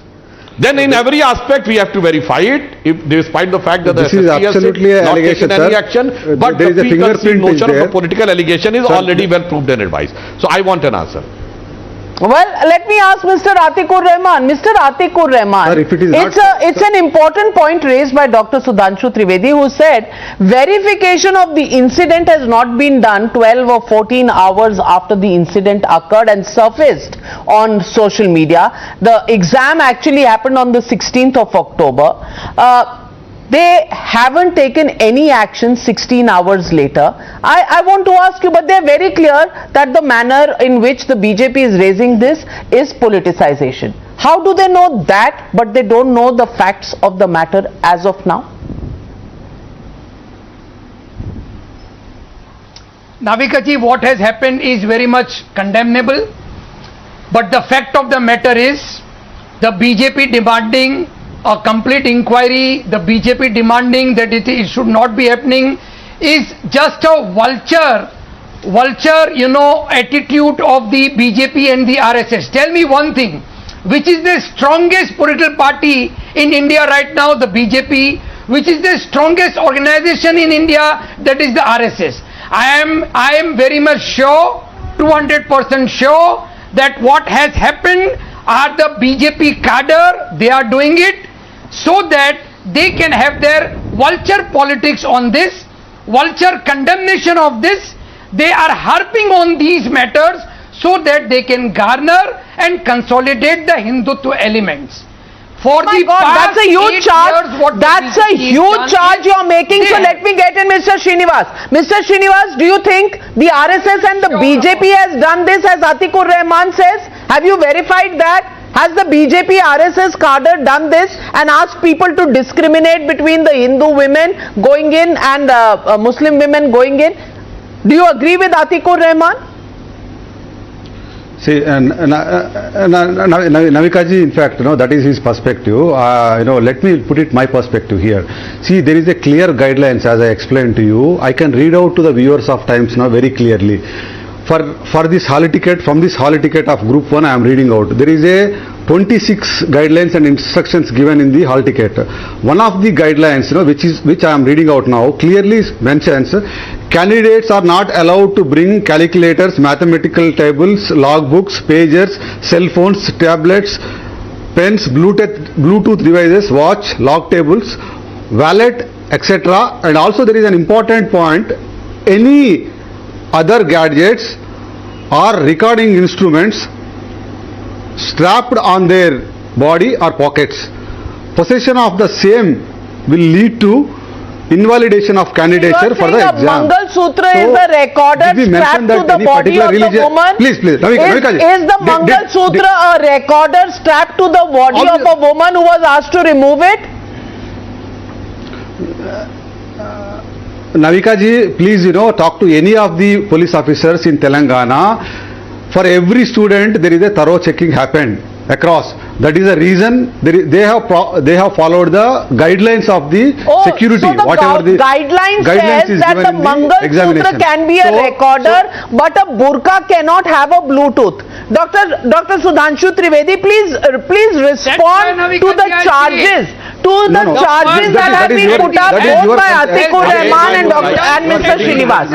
No, Dr. Sudhanshu Trivedi. Amusing and pathetic logics are being given by Atikur Rahman and the representative of the TRS. Let me complete my sentence. I just want to ask one question. Since last 3 months, 4 months, what is happening in Telangana is complete. Okay. Last 3-4 months, what is happening in Telangana is there is a divisive politics happening. For every issue there is a Hindu Musalman. For every issue, religion is coming into picture. There is a lot of things happening in Telangana. Telangana is a progressive state. We have achieved much bigger than what all our neighboring states have achieved. Okay. So please focus on that. Why are we getting into this politicized issues? So the issue of Mangal Sutra being asked to be taken off is not within the rights of people of India to ask questions on. Are you saying that? Are you saying that we cannot raise the issue? I'm a Hindu. In fact, my own family people have attended the examination, and we did not face any such kind of discrimination. But here in Adilabad it did happen. The visuals are there. Actually, no. 1 minute. Now Dr. Sudhanshu Trivedi is responding to you. Dr. Trivedi. I want to come in. Navika, Dr. Trivedi, I am lowering all other faders. This type of logic which is being given now, I want to ask you a very technical question. If you are reading the law book or the rules which is provided for the examination, that any gadget, Bluetooth, others, so I want to ask, for how many women you have take out the burqa and verified that they are not wearing anything on their body, which you have done for a Hindu woman? Second thing, kitno ke taweez check kiye? Mangal Sutra can be a susceptible device, but taweez couldn't be a susceptible device. I want an answer. Do you have any proof that how many you have clarified the burqa and verified, and in how many you have asked them to remove the taweez? I want an answer. Who is doing this respond. Srinivas ji, respond. How in airports? Because, sir, Navika ji, let me answer. How in airports the security is done. How the people, the CISF people in the airports will do the process. The same has been followed here also in all the centers, in 1018 centers. Only in one center, probably because that particular officer probably have not followed, or this might have actually happened outside. There is a clear guidelines even to the police officers that the entire thorough process is done as per the guidelines. So how does it happen in airports? We know, right? Why are you mixing up airports? This is how who is asked to remove a Mangal Sutra? I have not seen anybody being asked to remove a Mangal Sutra in the airport. Navika ji, nobody in an airport is allowed to go in the burqa. Anywhere in the world. Nobody in airport, not only in India, anywhere in the world is allowed to go in burqa. Doesn't he know anything about it? And I am asking, forget about one incident. For how many you have verified in the burqa? I think in Hyderabad there is a sizable Muslim population. So there will be numerous people wearing taweez, numerous girls wearing burqa. How many you have verified? Can you give the data?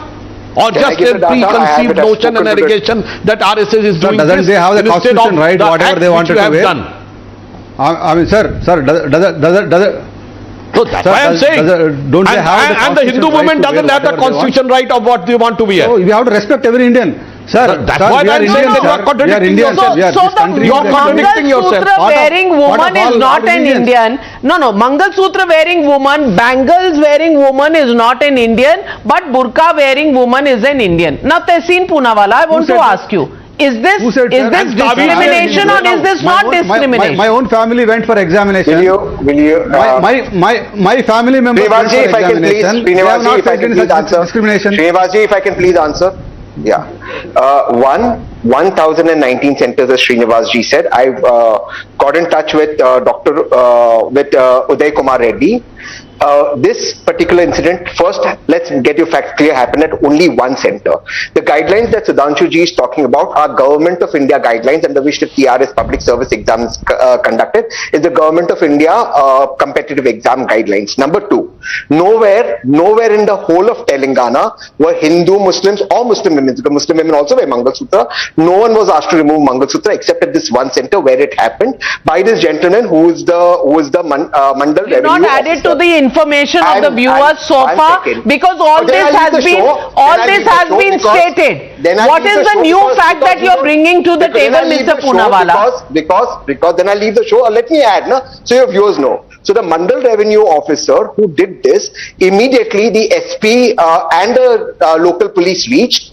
They corrected him. Exams even in that center were held as per Government of India guidelines, and the girl who they alleged was asked to remove a Mangal Sutra, so far till night has not filed a complaint. Now any action can happen if she files a complaint. Even then the TRS government, who I don't support, has launched an inquiry. Now one more thing.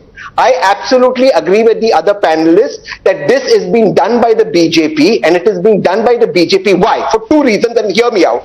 A, the complainant has not raised the complaint. B, who is the only political party to benefit from Hindu-Muslim? The BJP. Why is it across the country, night after night, Hindu-Muslim is happening? Yes, in one center, in 1,019 centers, some officer acted stupid and acted on his own will. Action was taken, police reached, police helped the Hindu girl. Why is it being made a Hindu-Muslim? It's being made because BJP doesn't want to talk on the economy. It doesn't want to talk on China. It doesn't want to talk on jobs. So they want to take other people's rights. Please, I request through your channel, this Hindu girl, our sister, file a complaint, and I promise you action will be taken even further. Well, Ishkaran Bhandari, so Tehseen Poonawalla's best argument is that he wants to discuss the economy, and therefore this issue should be ignored. So what if somebody was asked to take off their Mangal Sutra? So what if somebody was asked to take off their bangles or their anklets? So what? एक ही जगह हुआ था ना, कोई बात नहीं, होने दो, doesn't matter, don't worry, don't bother. बाकी आप चाइना डिस्कस कर लो, अपनी देश की औरतों को डिस्कस करने की जरूरत नहीं है. Well, Ishkaran, respond to this. This is the exact argument of creeping route in which one Hindu is killed, big deal. 2 Hindus are killed, big deal. Then 5,000 Hindus are killed, big deal. That is the logic when you say it happened only in one place, so it is not a big deal. Every incident of crime or of illegality is a big deal in itself. Let us be very clear on that position. Let us stop brushing things under the carpet. The simple logical position can only be that a Hindu girl and a Muslim girl has to be treated in the same manner. And unfortunately, that secularism has been perverted in India. Even if it is a case of only in one center, as the spokesman from the political party says, then that one person who did it, there has to be an action on him. It cannot be mere condemnation. It has to be action taken on that person for making a girl remove her Mangal Sutra, so that it does not spread to other centers. That is the responsibility of the government. Secondly, Tehseen has enough experience to know it is extremely difficult for an ordinary citizen to register complaints if the system is not favorable to registration of complaints. I do not know what is the situation there, but such a thing, I hope a complaint is registered. Even the government and the police has the power to register the complaint on its own. It does not need for a complainant to come and register a complaint. Under the law, they can register it themselves. And as they are saying that the person who asked to remove was RSS, BJP, then jail him. Very easy for you to investigate and jail him. What stops you? So the nutshell of this is, please take actions You cannot escape by mere condemnation. Tehseen wants to respond. Quickly. To my dear friend Ishkaran, one, the police reached the venue, the police were there, but the superiors reached the venue because the girl complained on the telephone, so they reached there, number one. So a complaint was made by the girl on the telephone. She didn't. You're contradicting yourself, my friend. You're contradicting yourself. You don't stop Ishkaran. Allow me to make my points. I'll give you the answer. I'm giving you everything. भैया आप एक fact देते हो फिर अगले statement में अपना ही fact गलत प्रूव कर देते हो. आप इसी साइड के बीच में बोलोगे, वहां नहीं बोलोगे, इतना नहीं होता. सुन Ishkaran, hear me out. One, the girl made a phone call. Ishkaran, please allow me. One, the girl made a phone call, so the police reached. Upon reaching there, immediately this MRO was asked to not conduct the thing. The police continued to allow these students to come in. That's fact number one. Post this exam, this girl was asked if she wants to register a complaint. She'll go back or whatever, speaking to her parents. Point number three, despite this, the government, as you Ishkaran said, has launched a so motu inquiry. Till that time, this Mandal revenue officer will not be allowed to conduct any further exams. Point number four, about Muslim girls in burqa, because I just got a WhatsApp. As per Government of India guidelines issued by the center, burqa women, their photographs and their face is matched with a valid government identity by lady officers, and that was done both in Telangana and is done across India. I hope I've clarified everything. If this girl writes a written complaint late, if she doesn't, the government has already lodged the complaint and started an inquiry. I hope I've clarified. Ishkaran. Yes. Tehseen, I know fact checkers are liked by a certain lobby, but you please don't fact check yourself after 2 minutes. When you spoke the first time, you said there is no complaint. Now you say there is a complaint. So I know fact checkers are loved by a lobby, but you, my dear friend, please don't follow that route. Don't fact check yourself. Yes, but let me get in Nighat Abbas before I get Dr. Sudhanshu Trivedi. Nighat Abbas, we are now getting information that this exam center has been blacklisted because the commission of the Telangana State Public Service Commission has made a decision. I want to ask you, the decision gets taken now after the whole matter actually hits social media, becomes a controversy. The exam and all this actually took place on the 16th. No reaction from them. Now when it is raised in the public domain, now somebody is moving somewhat and the state government is still verifying various things.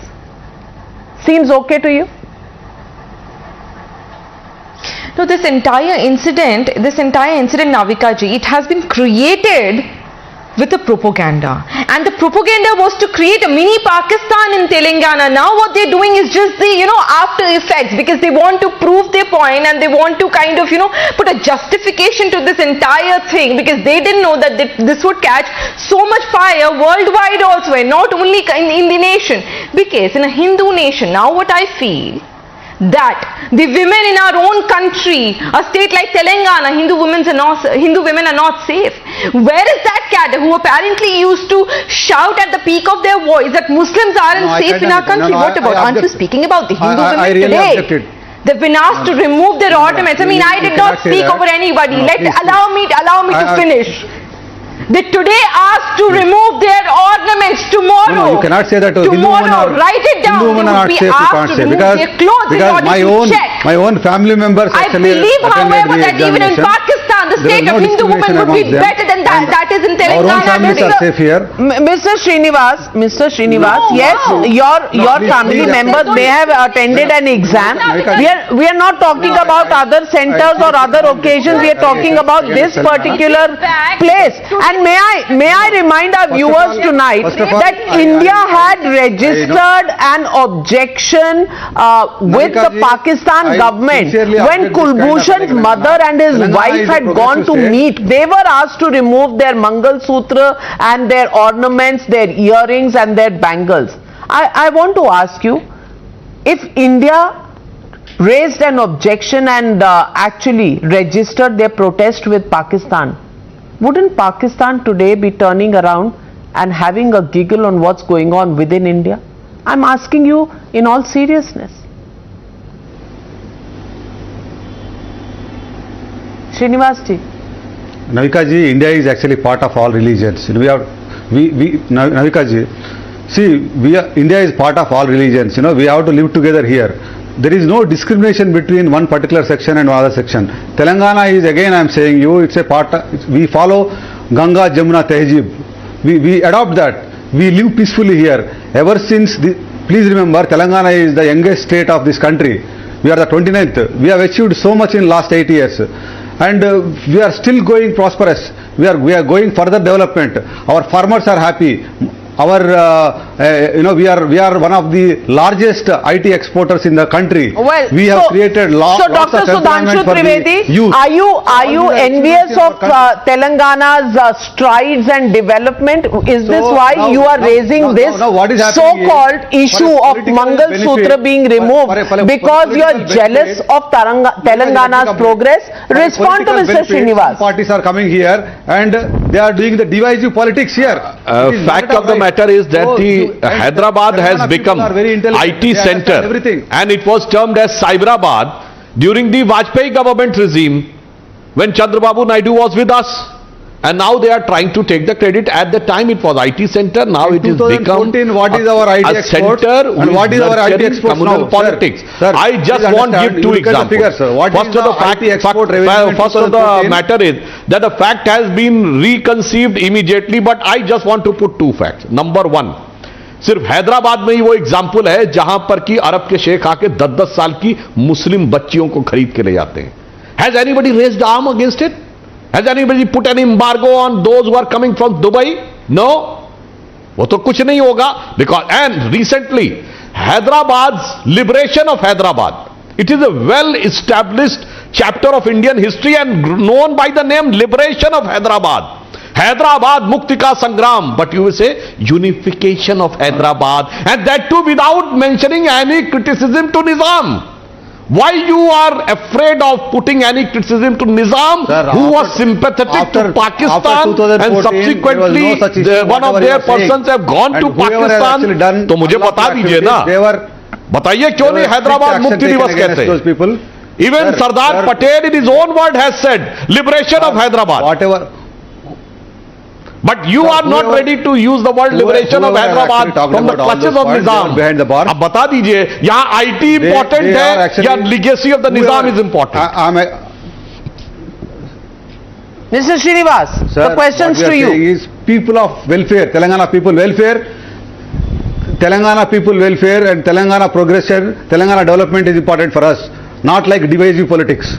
Please note, after 2014, ever since the Telangana fantastic, then why did this incident take place? Is there an explanation? And I want to ask you, Atikur Rahman, the question here is that is this appeasement something that is so deep within us that every political party somewhere or the other is looking for political dividend, and this kind of appeasement by the Mandal officer, even if it was the Mandal officer who was at fault, somewhere or the other it is in the thought process that the discrimination should be done, then we are addressing one constituency. Has that become part of our DNA when we talk about elections, when we talk about political parties?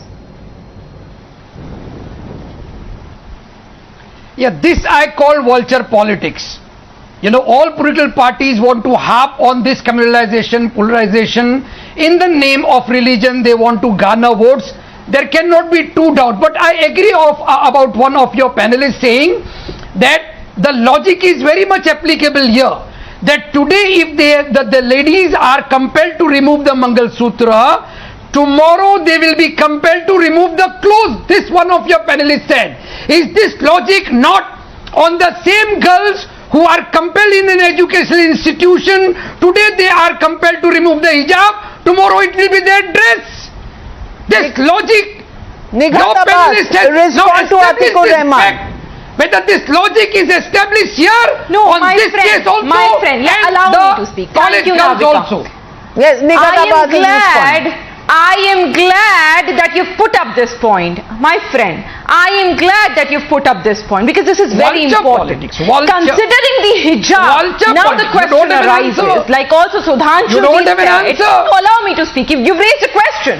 Allow me to speak, my friend. Allow me to give an answer, my friend. When I am talking about You are buying time, I hijab know that comparing you're to buying the time. ornaments, hijab when Go we ahead. have to remove, because that is the place people can hide. Do you know in Bihar a girl denied So to the logic remove her changes. hijab and show her The your logic phone changes. if she's This wearing is your phone. culture She politics. denied. She denied. She denied. She went back home, chose not to give an examination. This That's is what exactly the my politics question of is. yours. But You good do back the or BJP. women in The Mangal nation Sutra wants hide to know your now phone. how Or your the logic people changes with when the cheating hijab laws. and No, the Mangal that's exactly Sutra my question. are This two without very the prominent reason. garments A woman of is the ladies forced to and the remove girls. her ornaments. Why my are we friend, taking to this to expose. ridiculous levels? Dr. Sudhanshu Trivedi, now the equating of the hijab and the Mangal Sutra is happening there. Somebody is saying recorders are not allowed and justifying that the Mangal Sutra was removed. The other one is saying, भाई मंगल सूत्र उतारा, आज हिजाब भी उतरवा रहे हो, कल कुछ और उतरवाओगे. What kind of logic is this? Navika ji, I would like to give a strictly technical answer to what Atikur Rahman ji has said. Those who are portraying that hijab is the essential part of Islam, though it is not, because I can name 5 prime ministers of the various Muslim countries which have never worn hijab, whether it was let me complete the sentence, sir. But अगर आप उसको मानते हैं तो जानते हैं क्या होगा? उसी रूल में कहा गया है शरिया में कि जिसमें कहा गया हिजाब औरत को पहनना चाहिए और अगर हिजाब उतार दे तो कोड़े पड़ने चाहिए. आप औरतों को उस दिशा में ले जा रहे हैं. यहां अगर आप वो रूल मानेंगे तो पूरा रूल मानना पड़ेगा.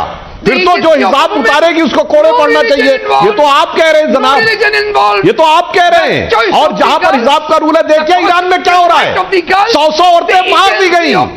अरे forget about to leave this और leave that, they have been killed and you want to take the country in that direction. Sir, I am strictly asking technical. ये बताइए ना, शरिया में जहां पर कहा गया है कि हिजाब पहनना जरूरी है, उसमें कहा गया ना कि हिजाब ना होने पर कोड़े पड़ने चाहिए. बोलिए यस या no. I was not speaking over you. जवाब दो भाई. मैंने Atikur Rahman, you know, this country cannot be run by Sharia law. This country cannot be run by Sharia law. While the issue of hijab is still sub judice, I'm not commenting on that as of now. But getting women to remove their Mangal Sutras before they enter an examination center, how fair is it?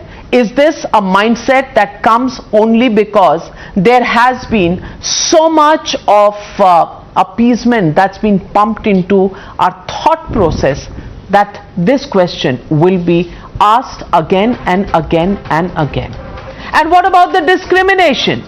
What about the fact that when it comes to anything that happens anywhere, just as an off chance is made into a victim card allegation by the minority community and political parties representing them?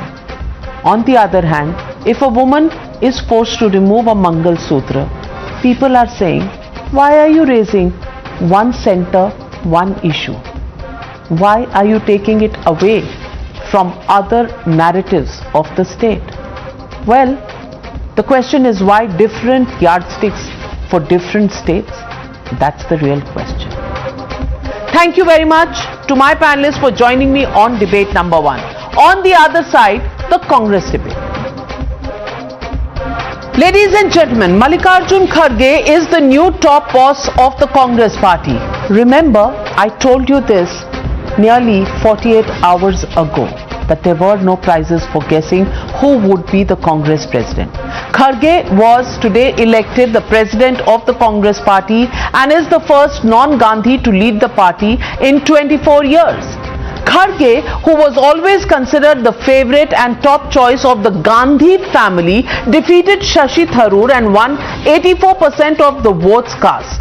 Kharge got 7,897 votes as compared to 1,072 votes for Tharoor of the total 9,500 odd votes that were polled. The questions were raised by Shashi Tharoor earlier this morning when he wrote in and said that there were some malpractices that had taken place during the elections, but of course in the end The distance between the two votes were absolutely unbridgeable for Shashi Tharoor, who just very graciously accepted the verdict. And soon after, we saw pictures of Mallikarjun Kharge with Sonia Gandhi and Priyanka Gandhi Vadra. As soon as this election result was declared, Rahul Gandhi also said that the new party chief would now call the shots in the Congress. Listen in. You're watching the News Hour at 9. Debate number 2 on Times Now. Super Prime Time. And joining me on debate number 2 tonight, joining Dr. Sudhanshu Trivedi are Sanjay Jha, author, and Tehseen Poonawala, political analyst. So Tehseen Poonawala, thank you very much for joining me. And as I said just about 48 hours ago, that there was no suspense. We all knew which way this election was going. I want to ask you, first post-election pictures that came in were pictures of Mallikarjun Kharge with Congress leaders, both Sonia Gandhi and Priyanka Gandhi Vadra. Well, the Gandhi family, to whom he possibly went and said a big thank you for reposing faith in him. Is that how the new Congress is going to look at a new life for the Congress party? के चेहरा बदला है, बाकी सब वही रहेगा. What is it going to be? You know, I have so much personal respect and regard for you, but I think you made one factual error here, ma'am. It is Mrs. Gandhi and Priyanka ji who went to Kharge Saab's house, not Kharge Saab who went to their house. That's point number 1.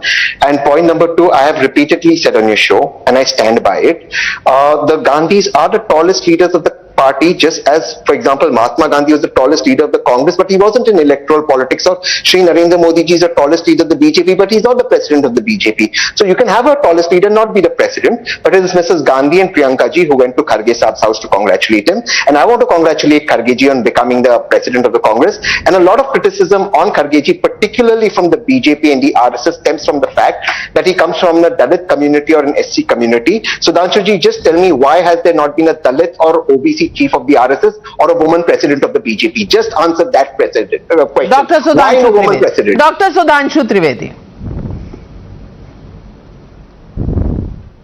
My friend Tehseen Poonawala, I think you should try to study RSS, as Rahul Gandhi has said well before. RSS means Rashtriya Swayam Sevak Sangh. It is only for men. Then the counter is Rashtriya Sevika Samiti, which was found in 1934. And today the chief of Rashtriya Sevika Samiti is Shantakka Tai. अब ये तो आप कह रहे हैं महिला मोर्चा में पुरुष नजर नहीं आता है. No sir, I said president of women president in BJP. Don't be in a hurry to put an allegation on that. That's what I said, sir. And now coming to that, sir. Women president of BJP and Dalit OBC. अरे आपने कहा ना RSS में महिला क्यों नहीं हुई? अब मैं उसका जवाब देता हूँ. देखिए, I have not spoken over you, sir. You have complete your submission. Now let me complete Allow my him to submission. speak. He didn't interrupt you. Allow him Yeah, to but speak. he's made a factual mistake. Therefore, I'm just correcting. Sir, RSS में Dalit और OBC. You are talking about that, sir. आज आप बहुत गलतियां कर रहे हैं. तहसीन Poonawalla note हो रही हैं. आप अपने आप को फैक्ट चेक कर रहे हैं. बीजेपी में महिला और आरएसएस में दलित ओबीसी में. Okay, all right, hang on. Yes yes. अरे भाई, आपने आरएसएस में कहा था ना महिला. Anybody can check. Now I am coming to that. Sir, forget about that. ये बताइए, who had made the first Dalit president, R.K. Narayan? It was not when the Congress was in majority and BJP supported. Then हमने president and first time Mahila scheduled tribe president and you opposed. That shows your mindset. और मैं पूछना चाहता हूं, we have made an OBC a prime minister and that too by the full support of the people. I want, how many OBCs you have made the prime minister? Give me an answer of the Congress party. So please do not try to play these type of flimsy cards. Now coming to that thing, that today your election has been completed. The preconceived, predetermined, prefixed play of the presidency has come to an end. It's okay, but I want to ask, if Kharge ji was having so much of respect, just few days back in Bharat Jodo Yatra, why he was walking behind Rahul Gandhi? When Kharge ji was leader of the opposition in Rajya Sabha and Rahul Gandhi was just a member of parliament, and during the parliament session, Kharge ji and Adhir Ranjan Chaudhary both were standing behind Rahul Gandhi when he was addressing the press conference, both of the leader of the opposition of both the houses. And today, why Kharge ji? I have seen him speaking in Rajya Sabha several times as leader of the opposition, why he was reading the things, just 2-3 lines he has to read. Who has written that note? On which he was compelled to read when he is such an eloquent speaker. He has spoken for half an hour, for 45 minutes I have seen. So I want an answer. You have what type of respect you are having for whom? We know it very well.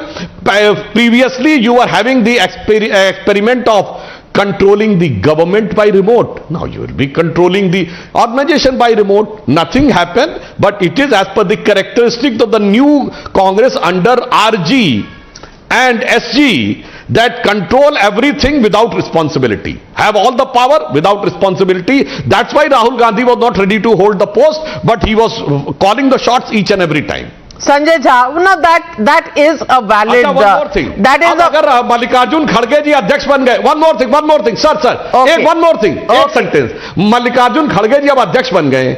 जब राहुल गांधी ने भारत जोड़ो यात्रा निकाली तो कहा गया था सोनिया जी का हेल्थ अच्छा नहीं है इसलिए उनके नेतृत्व नहीं मिलेगी. अब क्या भारत जोड़ो यात्रा मल्लिकार्जुन खड़गे जी लीड करेंगे instead of Rahul Gandhi? I want an answer. Sanjay Jha, it's a valid question that will be raised. Power without responsibility, that is the model that worked between 2004 and 14, and that's exactly what's going to happen by getting a new Congress president, a Congress president who's also the CEO of Young Indian, a company that is owned by Rahul Gandhi and Sonia Gandhi. Navika, first a factual correction for my good friend Sudhanshu ji. R.K. Narayan was a great author. Yeah, K.R. Narayanan. Narayanan. Yeah. But anyway, now let me answer the bigger question. And the bigger question is that has the Congress party today really voted for change? And in my opinion, Navika, it's the historical missed opportunity in my opinion. Because you are taking on the might of a very formidable BJP. And for that the Congress party needs not just a tinkering reform or some cosmetic change, it needed a dramatic transformation. And I think that's where probably, I think the Congress has once again missed the bus and the bus stand. Because when you got to change, you got to be doing something more bold, more pragmatic, and ultimately realizing that is Mr. Kharge the candidate who's going to bring the party back to power or definitely make it much closer to the BJP in 2024. And I think the one question that will haunt the Congress going forward is who is going to be the Prime Ministerial candidate. In India, elections are going to be more personality centric. I think that's an inevitable aspect of our life. And I think the Congress has at the moment itself to blame, because if Mr. Kharge is not... but Sanjay Jha, allow me to be the devil's advocate. Allow me to be the devil's advocate. You're saying that this is a missed opportunity for the Congress party. You're saying this on the basis of the fact that the Congress actually wanted something to change. I'm questioning the intent itself. Do you think the intent was there? Yeah, Navika, but just look at the numbers. I mean, 88% of the people have preferred Mr. Kharge over Dr. Shashi Tharoor. Now, I'm not getting into the merit or demerits of the two candidates, but it's an overwhelming vote. And clearly, this has only happened because it has been generally accepted within the Congress ranks that Mr. Kharge is the favored candidate. That he is, as you rightly said, the unofficial official choice. I mean, that's something that the Congress will have to understand, because it's the future of India. The CEO of Young Indian is now the Congress president, and the owner of Young Indian are the Gandhis. Just as many people say, whether they are on the scene officially in the seat or not, the owner of the Congress party continue to be the Gandhis. And the question raised by Dr. Sudhanshu Trivedi, power without accountability is the model that they've chosen. All right. You believe that the Gandhis don't have accountability, but they have power, and I respect your point of view. But the Gandhis, both Rahul and Sonia ji, contest a Lok Sabha election and win. What authority and power does Mohan Bhagwat ji have? Because I'm quoting from Times of India. BJP ministers to give a report card to Mohan Bhagwat. This is Economic Times. What authority does Mohan Bhagwat have? Why does he call? Why does Mohan Bhagwat give speeches on how should the government policies be? Delhi is an NGO, but Mrs. Gandhi, chairperson of the UPA, is power without accountability. Ajib, aap kare to chamatkar, hum kare to gunegar. Second thing and more important point. I agree with Sanjay. There could have been a different result in an election, but 9,000 verifiable delegates voted, whatever way they chose. When was the BJP election? When did BJP have an election? And I repeat my point. Stop being obsessed by the BJP. Tell me, Dr. Shashi Tharoor wrote a letter to Madhusudan Mistry this morning questioning the process. Questioning the authenticity of the election process.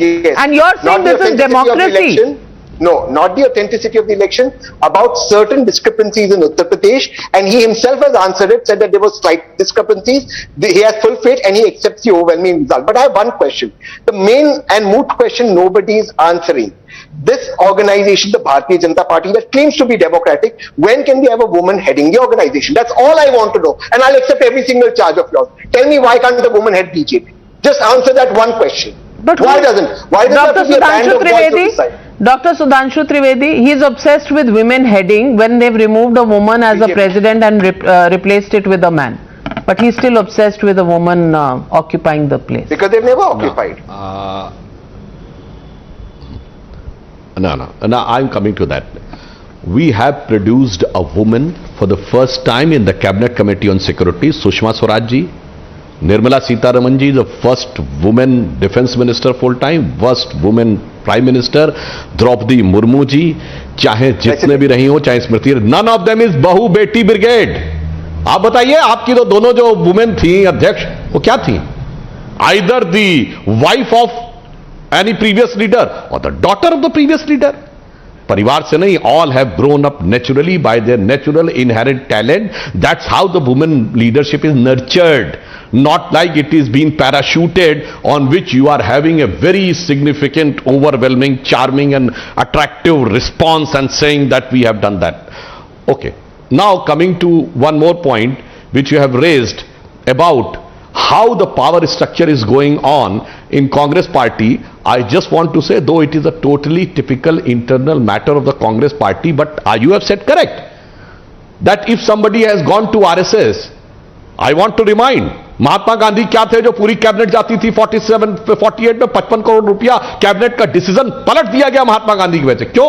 Mahatma Gandhi was a source of inspiration. So is the RSS. But how come Sonia ji become the source of inspiration when she, as per you, has reportedly or ostensibly denied the prime ministership but accepted the cabinet minister post? ऐसा तो मैंने त्याग नहीं सुना.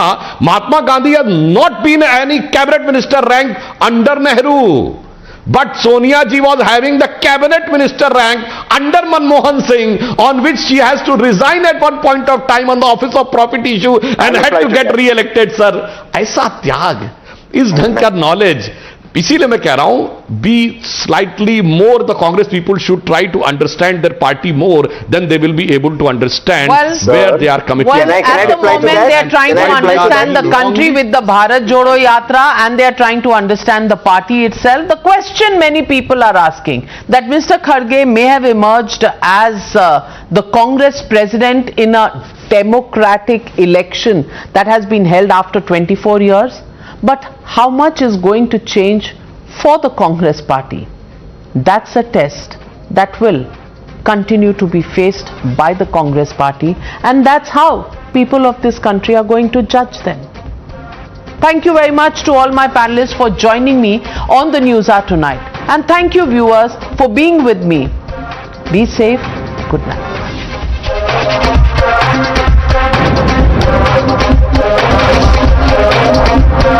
You were watching the News Hour at 9. Stay tuned.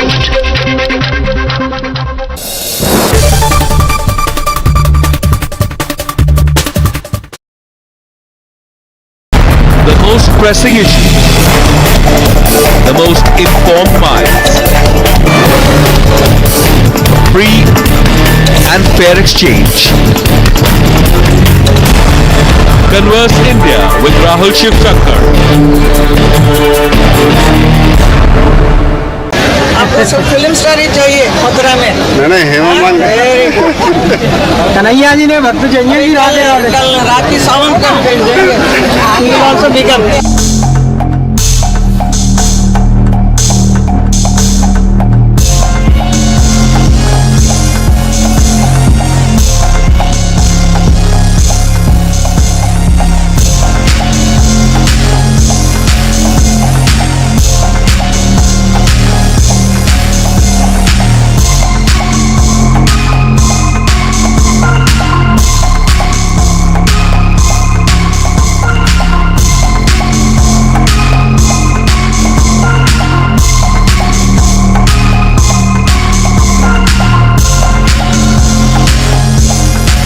Mathura के जो सांसद बनना चाहेंगे उसको तो आप बनने नहीं देंगे।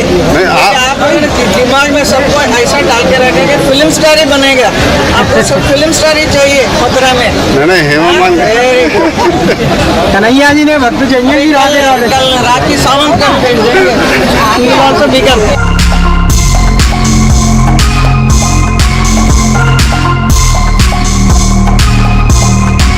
बहुत अच्छी बात है। आपका क्या विचार है इस बार? आप मेरा विचार क्या मैं बताऊं? मेरा विचार भगवान के ऊपर है। Lord Krishna will do it.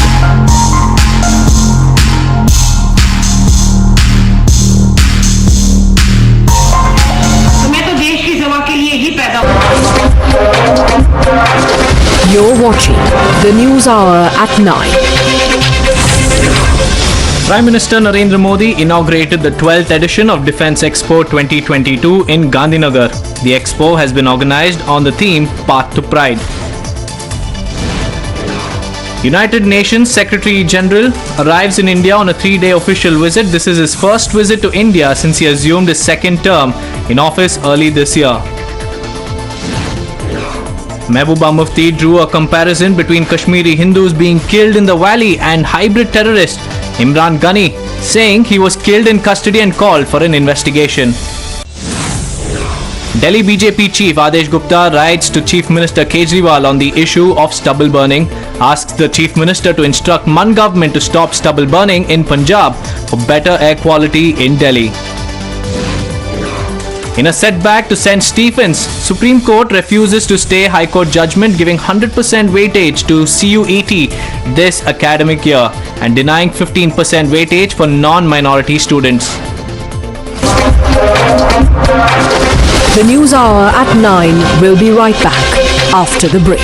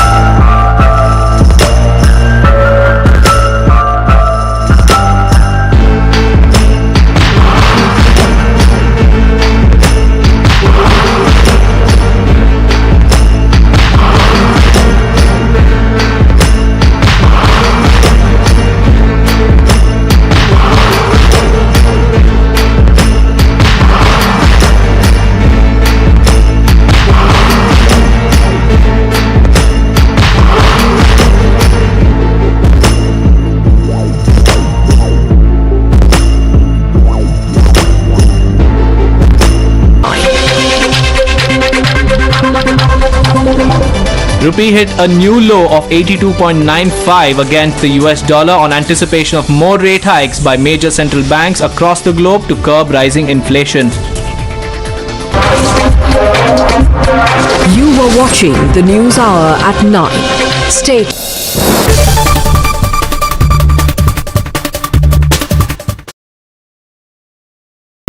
The most pressing issue, the most informed minds, free and fair exchange. Converse India with Rahul Shivshankar. आपको सब फिल्म स्टार ही चाहिए मथुरा में। नहीं हेमा मालिनी कन्हैया जी ने भक्त चाहिए जी कल रात की सावन का जाएंगे।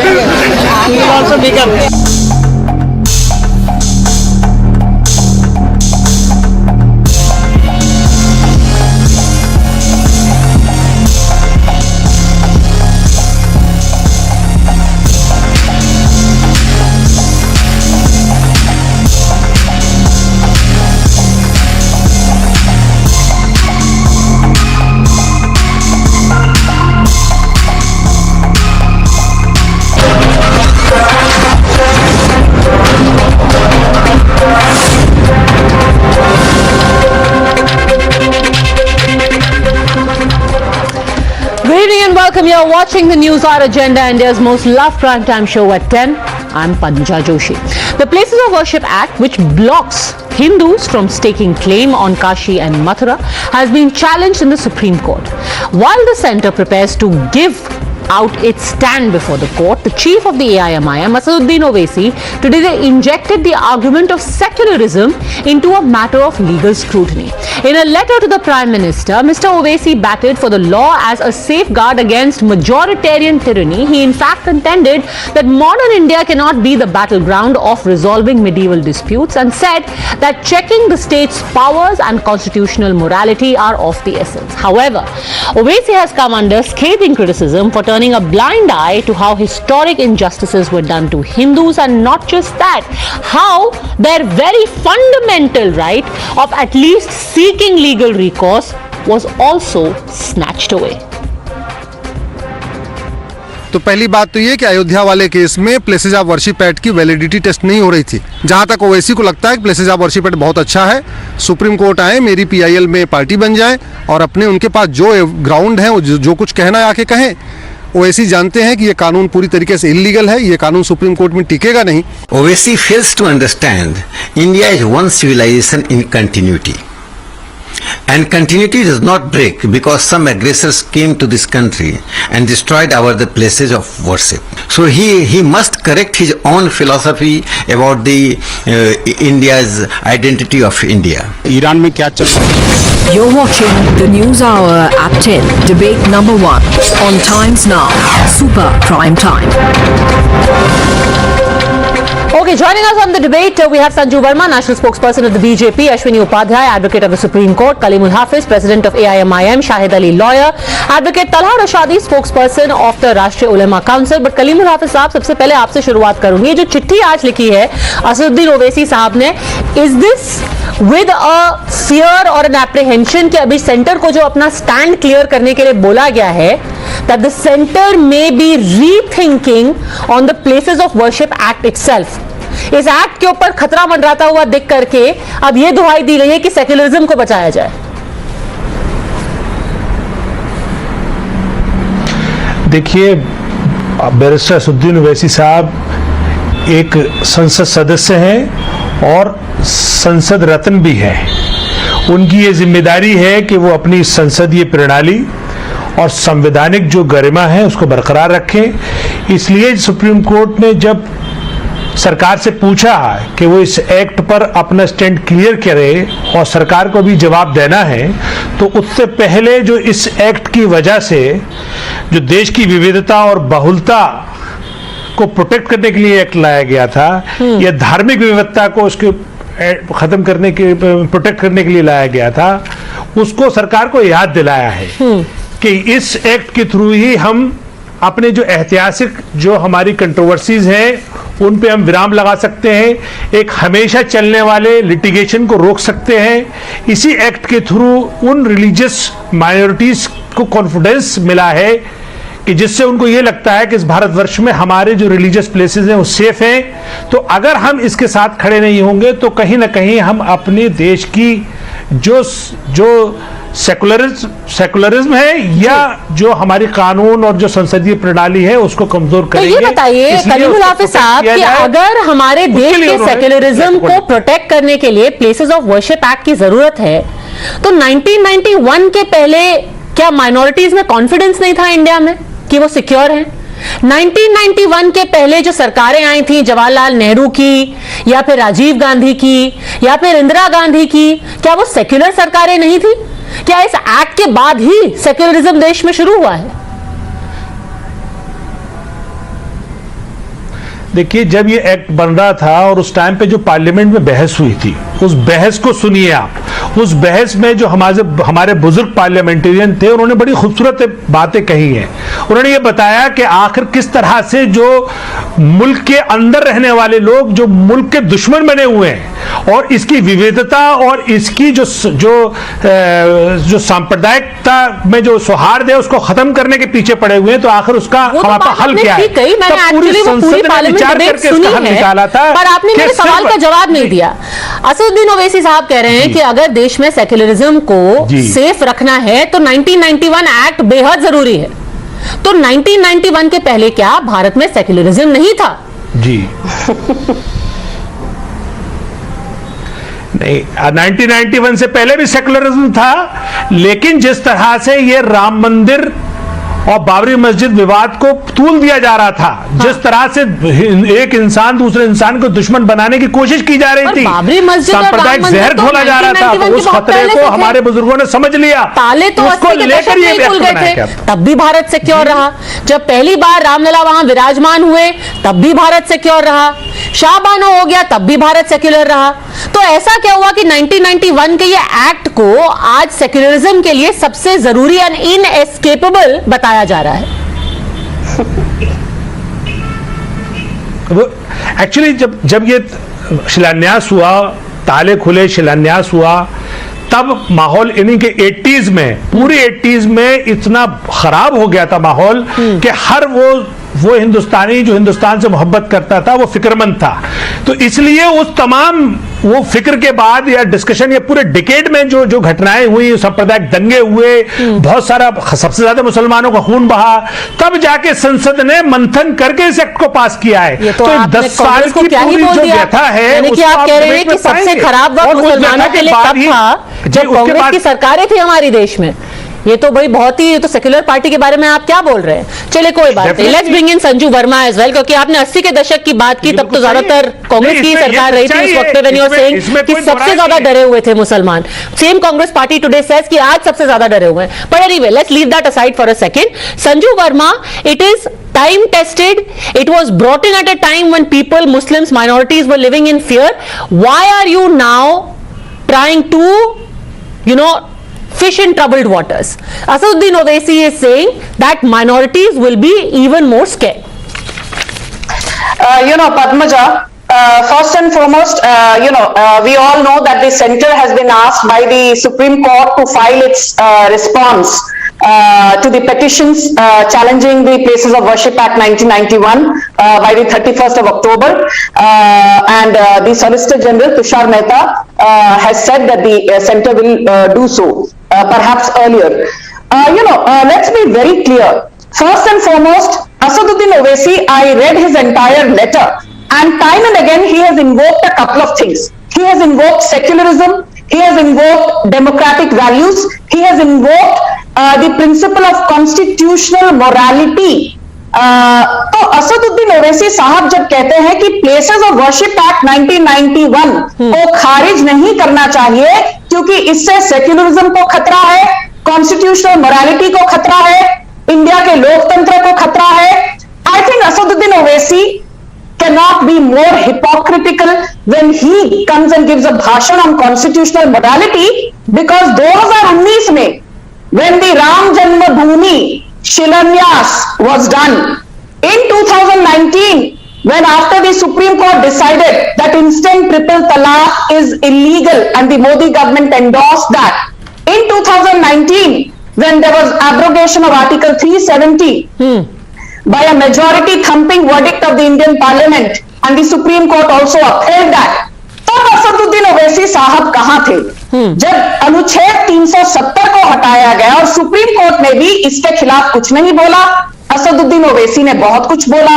जब राम जन्मभूमि का शिलान्यास हुआ सुप्रीम कोर्ट के डिक्टाट के बाद, जजमेंट के बाद, तब असदुद्दीन ओवैसी ने खड़े होकर सुप्रीम कोर्ट की धज्जियां उड़ाई, जब इंस्टेंट ट्रिपल तलाक को लेकर सुप्रीम कोर्ट ने My point, I'm coming to that. Give me 10 seconds. You indulge the other gentleman for over 10 minutes. जब इंस्टेंट ट्रिपल तलाक जजमेंट को सुप्रीम कोर्ट ने इलीगल करार बैठाया, तब भी असदुद्दीन ओवैसी खड़े होकर सुप्रीम कोर्ट के खिलाफ अनाप शनाप बोल रहे थे।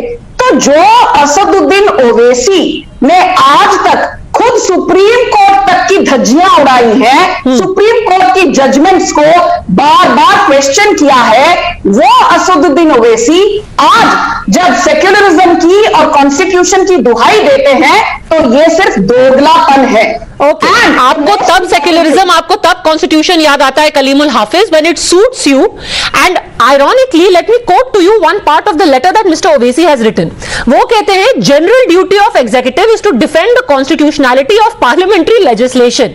फनी थिंग इज वो कहते हैं कि भाई हमें पार्लियामेंट्री लेजिस्लेशन को प्रोटेक्ट करना चाहिए, ये हमारी ड्यूटी है।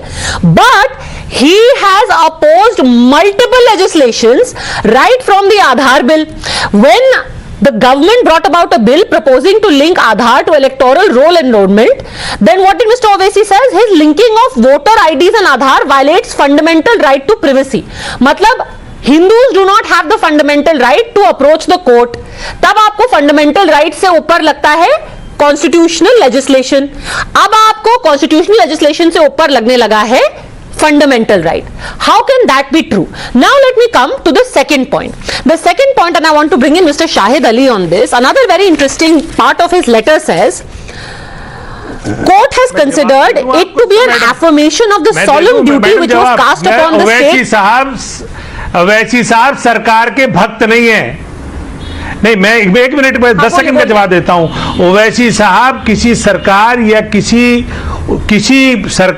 किसी पार्टी के भक्त नहीं है। जो गलत करेगा उसको गलत कहा जाएगा। अगर गलत और सही कौन डिसाइड कर रहा है? जब आपको आधार बिल अच्छा नहीं लगता तो आधार बिल गलत हो जाता है। यहाँ पे आपको ये बिल अच्छा लगा which brought about places of worship act, तो आप कह रहे हैं एक्ट सही है।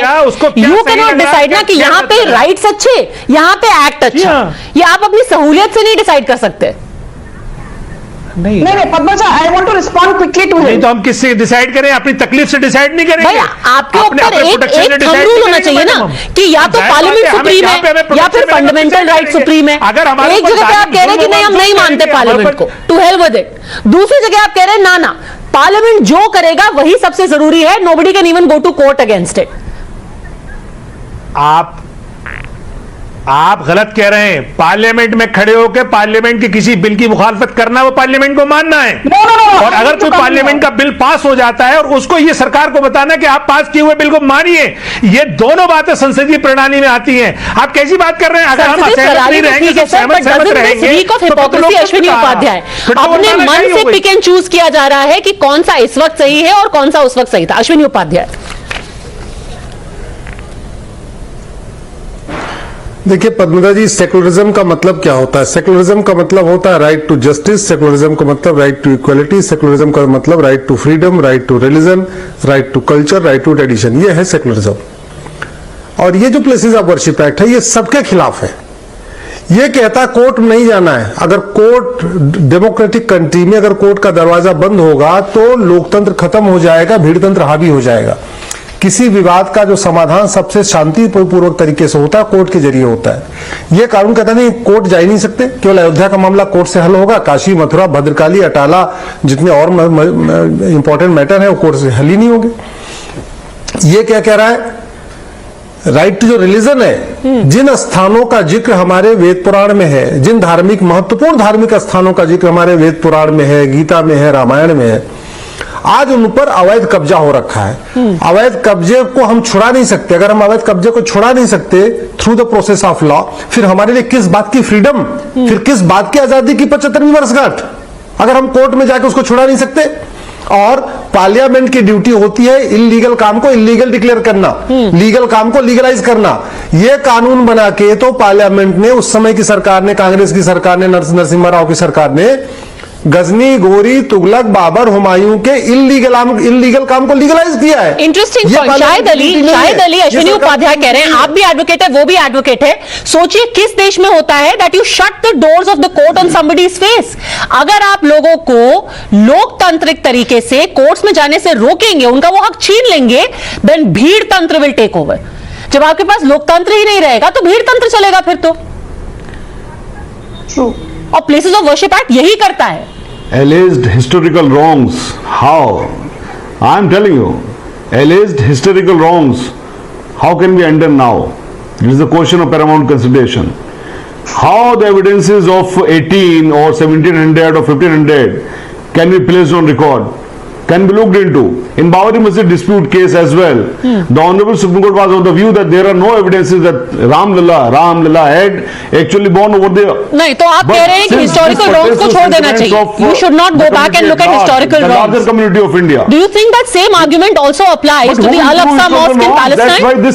Do you think the same argument applies to Al-Aqsa Mosque in Palestine, sir? कि historical wrong को छोड़ दो आप, abandon it, give up your claim on it. Was enacted. That's why this. No, that's why I am saying, that's why this particular act was enacted. The historical wrongs cannot be looked into.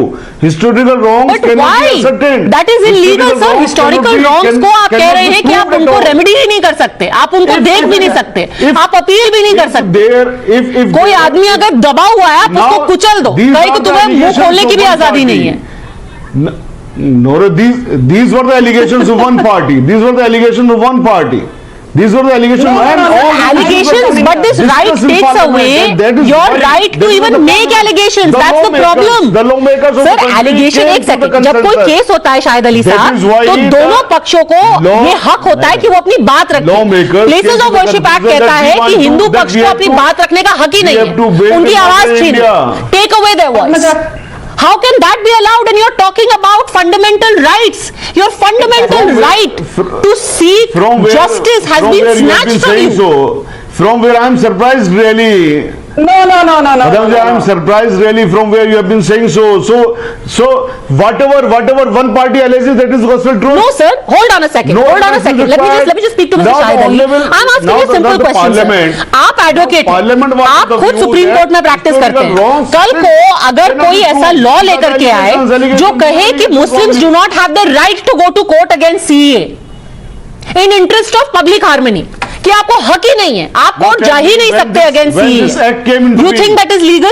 When this act came into being in 1991. Sir, 1991 में हो या 1921 में हो, fundamental question is how can you take somebody's right to go to court? How can you take it away? And the irony is, just a second, Sanju Verma quickly wants to respond to you. The irony is this is being done in the name of secularism, which is supposed to be equal for all. आप किसी एक side को दबा के कह रहे हो ये secularism है. You cannot speak and this is secularism. Sanju Verma, quick response. I want to bring in the Mr. Ashadi also. Yes. Thank you. Padmaja, Padmaja, Ashwini Upadhyay made some very interesting points. मैं सिर्फ ये कहना चाहती हूँ that section 2, section 3, section 4 of the Places of Worship Act 1991 is against Article 14, Article 15 which guarantee right to equality. यहाँ तो level playing field ही नहीं है. Also, Places of Worship Act is against right to freedom of religion under Article 25 and 26 because हिंदुओं को तो ये कहा जाता है कि आपके पास right to profess, practice your religion है ही नहीं. Plus, Places of Worship Act 1991 is also against Article 29 which guarantees the power of being able to approach the courts, जबकि Places of Worship Act कहता है हिंदू तो कोर्ट्स के पास जा ही नहीं सकते for their redressal. So the point is कि हर fundamental right, चाहे आर्टिकल 14 की बात कीजिए, 15 की बात कीजिए, आर्टिकल 25, 26, 27, 29 सभी का खंडन करता है Places of Worship Act 1991. That is also one of the reasons Places of Worship Act is well past its expiry date and needs to go. Well, then the government needs to say this in court. And Talha Rashadi, today when Mr. Owaisi writes this letter, वो क्या कहते हैं? वो कहते हैं that this Places of Worship Act is an affirmation of the solemn duty which was cast upon the state to preserve and protect equality of all faiths as an essential constitutional value. ये ironic नहीं है कि वो खुद कहते हैं कि all faiths need to have equal access to justice, but फिर कहते हैं कि नहीं, तुम नहीं जा सकते court. You talk about equality, but you say that you cannot go to court. How is this equal? Precisely. Secularism ये तो नहीं है ना कि आप किसी को कोर्ट ना जाने दें. पद्मज, कौन किसको कोर्ट नहीं जाने दे रहा? पद्मजा, आप जैसी सीनियर एंकर इस तरह की बात करेंगी. Where does the places of worship act says so that the Hindus cannot go to the court and the Muslims can go to the court? Exactly that. It says the same thing for everyone. It says that if the nature, okay, I think Ashwini Upadhyay will answer that. Sir, आप भी इतने senior advocate हैं, आप कैसे कई लोगों को ऐसे गुमराह कर सकते हैं? That is literally the very basis of the places of worship act. Let's have Ashwini Upadhyay explain how. Ashwini ji explain कीजिए. सर, अब आप तो बिल्कुल ही बेसिस जो है प्लेस ऑफ वर्शिप एक्ट का उसी को क्वेश्चन कर रहे हैं. This is exactly what the BJP wants. This act puts an end to religious controversies and it let Ashwini Upadhyay explain. secures कहाँ पे लिखा है एक्ट में कि हिंदू नहीं जा सकते कोर्ट? अश्विनी जी बताइए. Exactly what the BJP wants. Okay, let's see. Continue with the controversies Let's have of Ashwini religious Upadhyay issues. explain. Ashwini जी कहाँ लिखा है? Want to continue on the controversies as such. हाँ, पद्मजा जी इसमें 6 सेक्शन है. Section 3 को उठा के देखिए, उसमें बड़ा साफ साफ लिखा हुआ है, you cannot convert, you have to maintain the 1947 status. तो हमारे साथ दिक्कत ये हो रही पद्मजा जी, हमारे वेद पुराण गीता रामायण कह रहे हैं कि ये काशी आपका है, ये मथुरा आपका है, ये भद्रकाली आपका है, ये भोजशाला आपका है, ये जौनपुर का अटाला आपका है. और हमारे वेद पुराणी नहीं कह रहे हैं, जिन्होंने तोड़ा उनके मंत्री भी बता रहे हैं. औरंगजेब का जो मंत्री वो भी लिख रहा है कि हाँ इसको तोड़ दिया. गजेटियन में बता रहे तोड़ दिया. हिस्टोरियन बता रहे हैं फला फला डेट को तोड़ा गया. हम जरा सोचिए, हम लोग के लिए क्या कंडीशन है. हमें साफ साफ दिख रहा है, तोड़ने वाला बता रहा है कि मैंने तोड़ा. Let me respond. जिसने तोड़ने का आदेश दिया उसने बता. और ये एक्ट कह रहा है कि आपको पता होगा, गजेटियर बता रहे हैं कि तोड़ा गया है, बट आप कोर्ट नहीं जा सकते. तलहार शादी, that's how it's discriminatory and unequal. तलहार शादी. ठीक. हाँ पद्मजा ये बिल्कुल सही कह रहे हैं, बिल्कुल सही कह रहे हैं. ऐसी बहुत सी विवादित स्थल हैं जहां पे हिंदू धर्म के लोग कहते हैं कि वो हमारा धर्म स्थल था, वहां मुसलमानों के कब्जे में है. पर अगर आप देखिए कि भाई पंजाब में जालंधर में, आप देखिए हरियाणा में गुरुग्राम में, आप देखिए अलवर में, राजस्थान में, तमाम ऐसे शहरों में जो पुरानी मस्जिदें थी, जो आज़ादी के वक्त से पहले मस्जिदें थी, आज़ादी में जब लोगों का पलायन हो गया तो वो मस्जिदें हिंदू धर्म के लोगों के पास चली गई. आज वहां पे पूजा की जा रही है, आज वो मस्जिद को मंदिर की तरह इस्तेमाल किया जा रहा है. वो इसी आपको अगर जरूरी है और वो प्लेस ऑफ वर्शिप है, you must contest it in court. देख रहे हैं कि हिंदुओं को रोक रही है, ये मुसलमानों को भी रोक रही है, किसने रोका है आपको? ईसाई को भी रोक रही है. पर अभी तक हमारे देश में कोई एक्ट नहीं है ना कि 1947 में अगर कोई मस्जिद थी और अब टेंपल की तरह यूज हो रही है तो आप उसके खिलाफ कोर्ट नहीं जा सकते. तो आपको बेशक कोर्ट जाना चाहिए. You should go to court if you have got such examples. ने उसको रोक लगा दी है. This is what this act has done. Padmaja, आपने देखा कि बाबरी मस्जिद डिस्प्यूट में क्या हुआ? अरे सर, आपके पास एक्सेस तो था कोर्ट का. मैं ये नहीं कह रही आपको मिलेगा ही, but at least you can go to court. क्या भाजपा की तो यही, भाजपा का तो यही एजेंडा है. वो तो यही चाहती है कि यहाँ पे जंग हमेशा होती रहे, खाना जमती रहे, देश का माहौल हमेशा सांप्रदायिक बना रहे, दो धर्म दो संप्रदाय के लोग लड़ते रहे. वो चाहेंगे कि इस तरह के विवाद बने रहे. पद्मजा, विवाद पे रोक लगा दी उन्हें, ये बर्दाश्त नहीं है. We heard you, Mr. Rashidi, we heard you.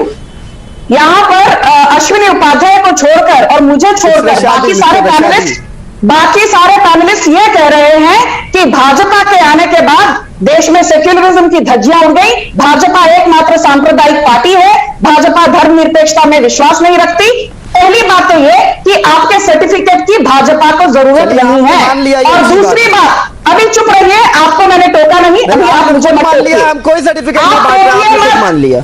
आप टोकिए मत, आपके सर्टिफिकेट की जरूरत नहीं है. ध्यान से सुनिए जो अश्विनी उपाध्याय ने कहा. I will repeat. Section 4(2) of the Places of Worship Act 1991 clearly says it is hereby declared that the religious character. Can you please keep quiet? Did I interrupt you? Stop heckling me. It is hereby declared that the religious character of a place of of worship existing on the 15th day of August 1947 shall continue to be the same as it existed on that day. और यही petitioners challenge कर रहे हैं that who decided that the cut-off date should be 15th August 1947, that is arbitrary, and people who are saying that do away with the Places of Worship Act, they are citing the Deen Muhammad judgment of 1936. Okay. Deen Mohammad judgement of 1937, दोनों बार दीन Mohammad Varanasi court गए, Allahabad high court गए और उनको कहा गया कि ज्ञानवापी का जो सराउंडिंग एरिया है वो वक्फ प्रॉपर्टी नहीं है। Okay, just second, let Kaleemul Hafiz respond to that. Kaleemul Hafiz, ये झूठ बोल रही हैं, ये बिल्कुल संजू वर्मा बिल्कुल झूठ बोल रही है। दोनों केसेस में ये कहा गया कि ये अराजी वक्फ की है, यहाँ पे जो है यह उर्स भी हो सकता है। ये इनको बिल्कुल नेशनल टीवी पे आके आप झूठ कैसे बोल सकते हैं भाई? आप इनको टोकिए, इनको टोकिए आप इन्हें टोकिए नहीं, झूठ क्यों बोल रही है? दीन मोहम्मद वर्सेस स्टेट के केस में क्लियर डिसीजन है कि ये नाराजी वक्फ बोर्ड की है। I challenge you. Go to read yourself. Judgment. Okay, this is about the Places of Worship Act. So I'm going to give the closing comment to Ashwini Upadhyay. Ashwini Upadhyay, do you think that in a situation like this, the government eventually will go back to court and say that this Places of Worship Act is not untouchable and changes can be made to it? देखिए, government की duty है constitution को protect करना। अब अगर आप debate देखें 1991 की, अरुण जेटली जी ने पार्लियामेंट में कहा था आप अपने मेजॉरिटी को यूज करके कानून बना रहे हैं, लेकिन जिस दिन सुप्रीम कोर्ट में जाएगा ये बचेगा नहीं, ये खत्म हो जाएगा। मुझे लगता है कि जो जेटली जी ने कहा था उसका समय आ गया है। नवंबर दिसंबर में भगवान ने चाहा इस पर अगर फुल 14 नवंबर से इस per day to day hearing शुरू हो रही है तो सुनवाई होगी, ये खत्म होगा। क्योंकि इस तरीके का कानून आप बना के कॉन्स्टिट्यूशन की फैब्रिक को नहीं बना सकते ना। अरे ये सेकुलरिज्म के खिलाफ है। वो बार बार ओवैसी जो सेकुलरिज्म कह रहे हैं ना, मैंने फिर से रिपीट कर रहा हूं, secularism means right to justice, right to equality, right to equal opportunity, right to religion, right to tradition, right to culture. और ये हमारा सब कुछ छीन रहा है। इसलिए कह रहा हूं ये सेकुलरिज्म के खिलाफ है, कॉन्स्टिट्यूशन के बेसिक स्ट्रक्चर के खिलाफ है, ये डेमोक्रेसी के खिलाफ है, ये रूल ऑफ लॉ के खिलाफ है। ये कानून पूरी तरीके से खत्म है। क्वेश्चन इस पे फ्रेम हो चुके हैं, 11 सवाल हमने इस पे फ्रेम किए थे, सुप्रीम कोर्ट ने उसको अपने ऑर्डर में उसको रिकॉर्ड कर दिया है। अब चूंकि ओवैसी के पास कोई तरीका नहीं है, अगर ओवैसी को लगता है कानून अच्छा है तो सुप्रीम कोर्ट आते, जैसे उन्होंने सीए खुद चैलेंज किया हुआ है। ओवैसी साहब ने सीए खुद चैलेंज करवाया अपनी पार्टी के द्वारा, आधार वाला उन्होंने खुद चैलेंज करवाया। तो कम से कम 10 ऐसे कानून हैं जिसको कि ओवैसी की पार्टी ने ही, उनके किसी मंत्री ने, महामंत्री ने या उनके स्पोक्स पर्सन ने खुद ही चैलेंज किया हुआ है। वो जानते हैं ये कानून टिकने वाला नहीं। The least that people can expect in this country, that in a secular country everyone should be treated on an even keel, everyone should have the same rights and everyone should have the same access to law and justice irrespective of religion, and that really is the real test of secularism. It's going to be a very key date. By the end of November, we will probably have movement on this. Thanks very much, all gentlemen. Sanju Verma for joining me.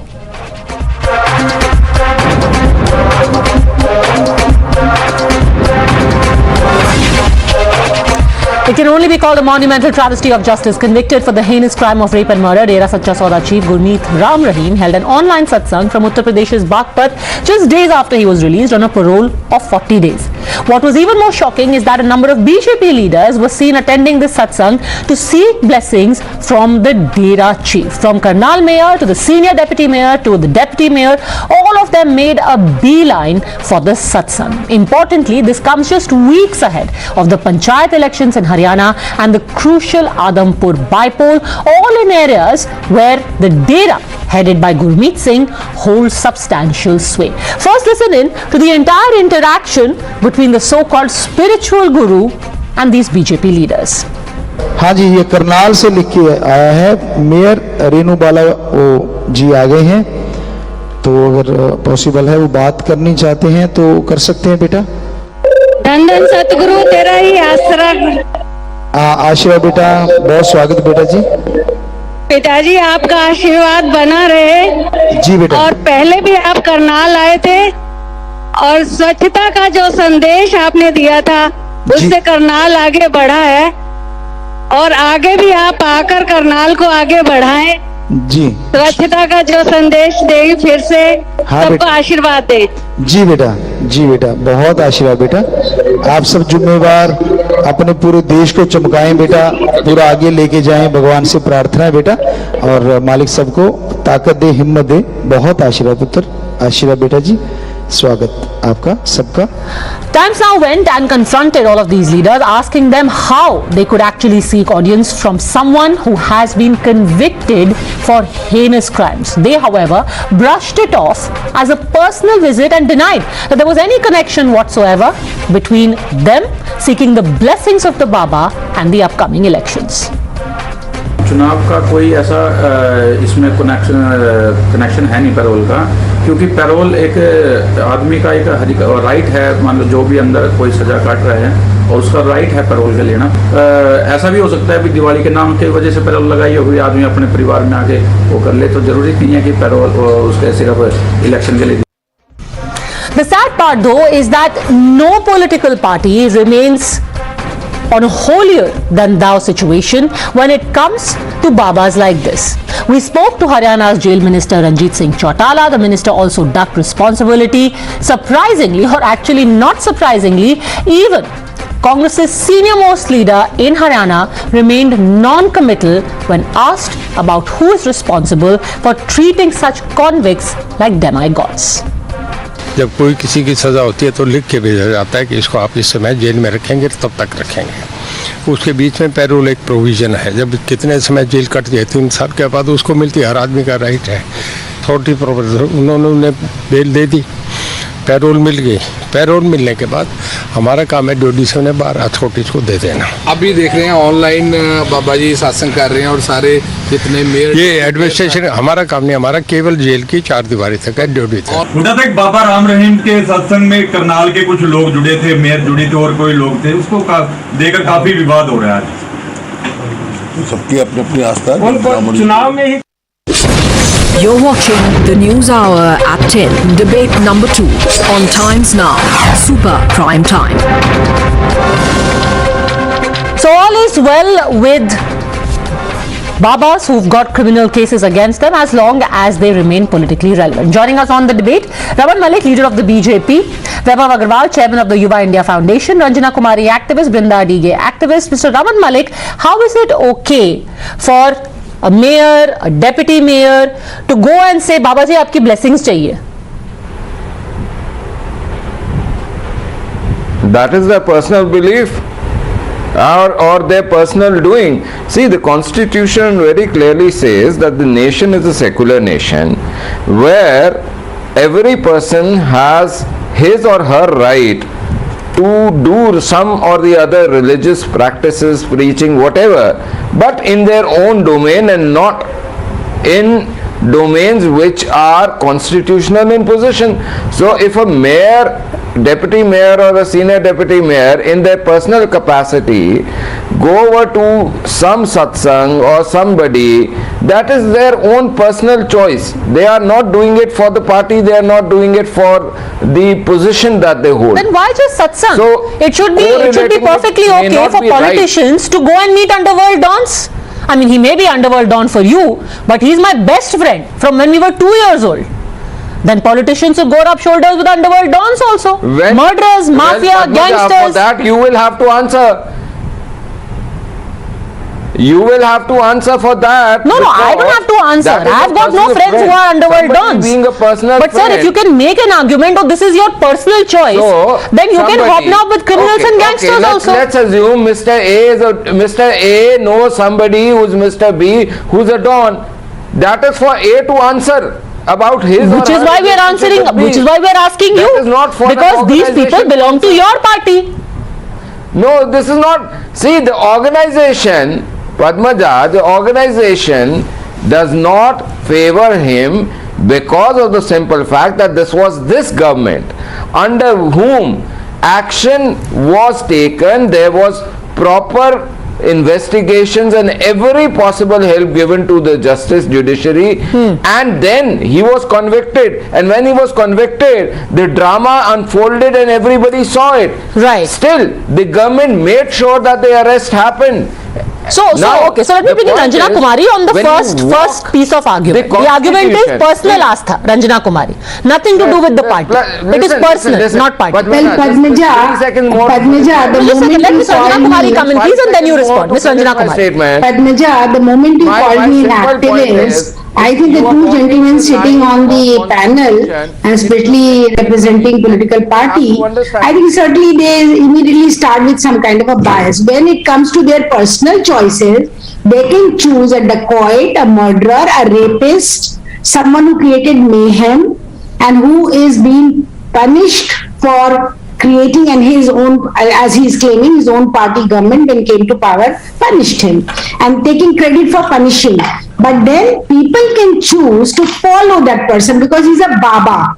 Now a murderer, a rapist, a man who castrated so many men, and the person who has been responsible for mayhem at the time and people died, all those things are not really considered by him for anything. I mean, the person who's a criminal, a person who is just on parole because he has a right to get parole, okay, he's on parole, but at the same time, he is a rapist. So these days, there is travesty of justice going on in the country. You would release 11 men just like that because they have behaved very well during their, even when they came out and did all kinds of things, which is considered, against the law. Even this man, who is still a convict, who's only on parole, people are going and touching his feet. People are going and, so you allow all this. So and not just any people. The deputy mayor. What is this deifying of a criminal? That is the problem, sir. Exactly. You are deifying a criminal. You are venerating, you are putting him on pedestal, you are giving him social and religious legitimacy. Just as a moral statement, do you think it is okay for people in positions of responsibility to deify a criminal? A convicted rapist. Isn't it an insult to the religion itself? Today it is being argued this has got nothing to do with politics. So, what do you think the mayor and the deputy mayor meant when they said, Baba ji, आपका आशीर्वाद चाहिए. आप आइएगा, आप करनाल आइएगा, आपका आशीर्वाद चाहिए. किस चीज के लिए आशीर्वाद मांग रहे हो? किस चीज का आशीर्वाद? कि वहां पे पंचायत पोल्स होने वाले हैं, उसके लिए नहीं मांग रहे हो, बस कह रहे हैं ऐसे आशीर्वाद दे दीजिए, मौसम, अच्छे मौसम का आशीर्वाद. किस चीज का आशीर्वाद मांग रहे हैं? Padmaja, I think okay, from a social angle, I think you have a very valid point. Okay, great. How it appears is how it appears, and what we all saw was what we all saw. What happened? We saw the exchange between the leaders and the spiritual guru as well. However, let me bring in a small point from a social angle, not a political or a legal angle. For a moment, let me be away from it. You see, a public representative has his or her hands tied when it comes to popularity contests amongst the people. Now you have to understand, this is not just some convict or some criminal that we are talking about. The guy has clearly millions of followers, and the guy still commands those followings, and without having to bring this to the fore, it doesn't mean that any of us or the followers endorse what they are. What he's been convicted. But sir, you are legitimizing what he's doing. No, for all these years, the man had a free run for the very reason कि आपके नेता, कांग्रेस के नेता जा करके उनको प्रणाम करते थे. That is why he thought he was invincible. And now you are again giving him that cloak of invincibility. Do you not realize that you in his darbar or any neta in his darbar gives him that cloak of invincibility? Brinda Adige. I mean, the argument being given over here is, अब क्या करें, वो popular है और चुनाव आ रहे हैं, so what to do? ये लोगों की गलती है. Why do they venerate people like this? Absolutely right, Padmaja. May I complete what I was saying? Brinda Adige. Padmaja, you asked me a question, so may I respond? Yes, go on, please. Yes, you are right. Politicians give these people like Ram Rahim, heinous rapists, murderers, and people who have kept people in illegal confinement, that cloak, that mantle of being invincible. and the powers that be must understand that they promote these kind of people. Now Mr. Yadav said that what can we do, it is his popularity. Exactly, so let his popularity be there only. Don't you think as a common citizen, with whatever common sense that we might have, that his parole 1 month before the polls has ulterior motives? That is why he was released, come out on parole, so that his popularity could garner votes for those people contesting elections. Now, all the legalities apart, people who are contesting elections are contesting on my behalf, on behalf of the citizen. Where is their moral, ethical standard to say we will have nothing to do with Ram Rahim, irrespective of what his popularity might be? We stand by the Constitution, one expects from public representatives Raman Malik that you will give the message कि भले से ये अपने साथ 1.5 lakh vote लेकर के आए, but इस आदमी के कृत्य ऐसे हैं कि हम इनके सामने बिल्कुल नहीं जाएंगे. He should be delegitimized. But popular leaders such as your party, that is your responsibility. So I will again tell you a basic thing. There was a girl, Sukanya Devi, who was wiped out from existence only. The case was so well disguised that the honorable courts could not even find a flaw by which they could indict the people involved. Exactly, sir. The entire family the court threw out that case. Why are you getting in Sukanya Devi? Here the court found the man guilty. Not any TV debate, not some kangaroo court, the courts of our country. Let me ask you a simple question, Mr. Malik. Tomorrow, if some leader of the Congress, you are in the BJP, some leader of the Congress goes to Zakir Naik and says, Zakir Sahab, आप तो बहुत जबरदस्त हैं, आपका आशीर्वाद चाहिए. Would you be so charitable and say, वो अपनी personal capacity में गए थे? Would you say that, sir? Would you be so charitable, Mr. Malik? Vijay Singh took it. That is why you attack him. Vijay Singh took it for that is why you attack him. That is why you attack him.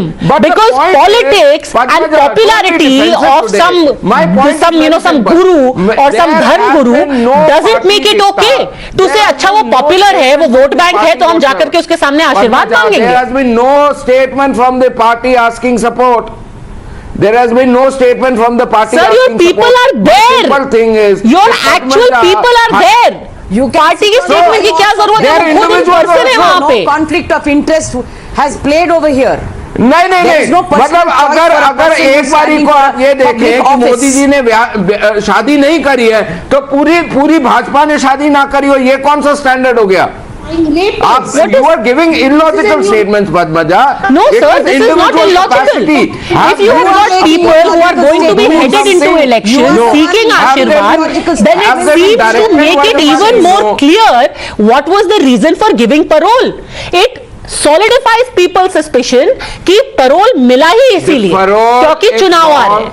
Listen, I can challenge all those people who have been some kind of wallahs to go to the honorable court and say this parole is unconstitutional, illegal and immoral in nature, and let them put an application there and see how the court it's a challenge. Gentlemen, look, Padmaja, I want to discuss the issue. I want to deter such men on your panel, and which you can very competently do it, to not really engage in all kinds of personal attacks and abuse, okay? Because it doesn't matter to me. What are these people conveying to Indian women?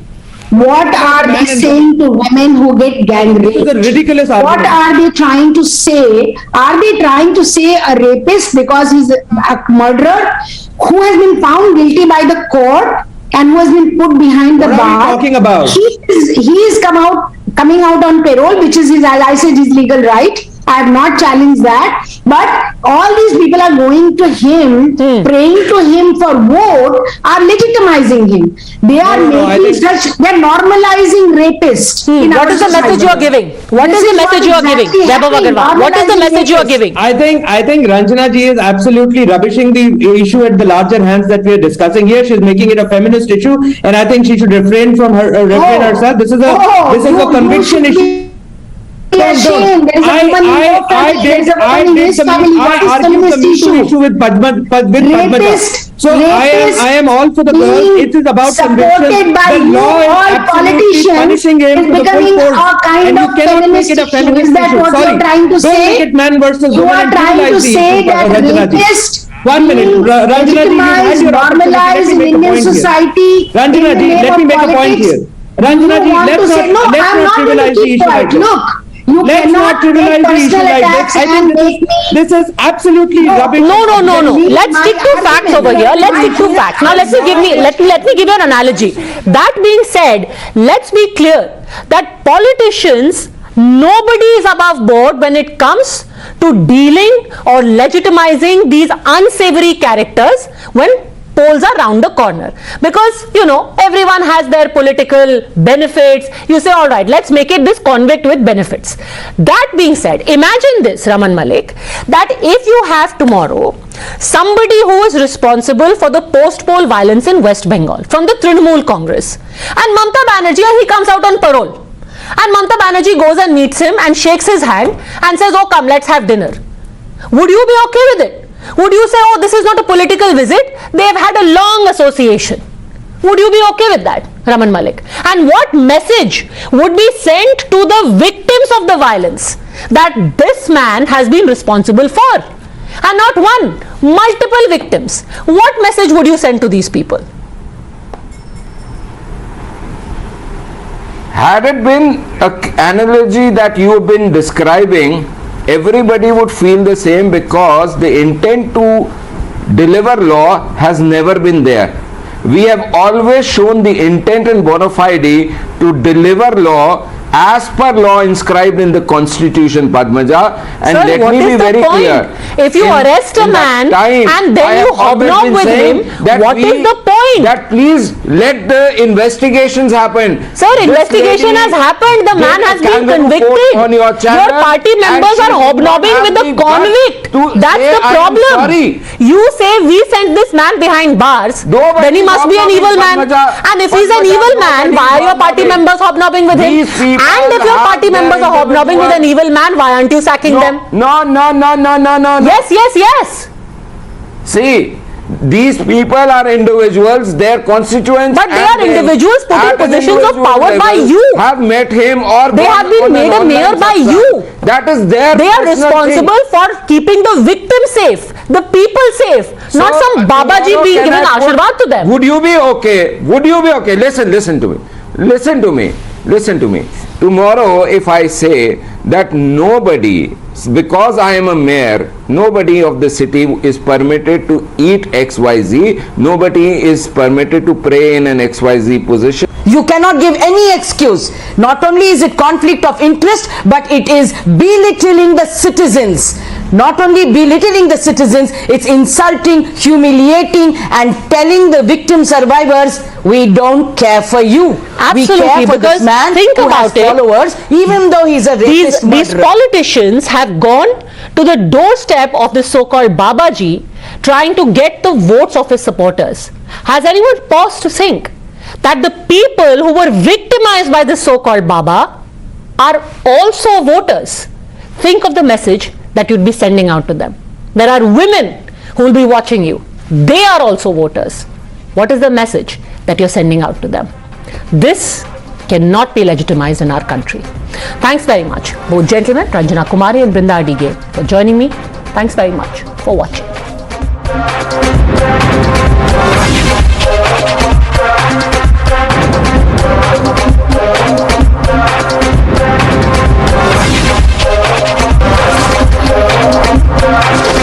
The News Hour at 10 will be right back after the break.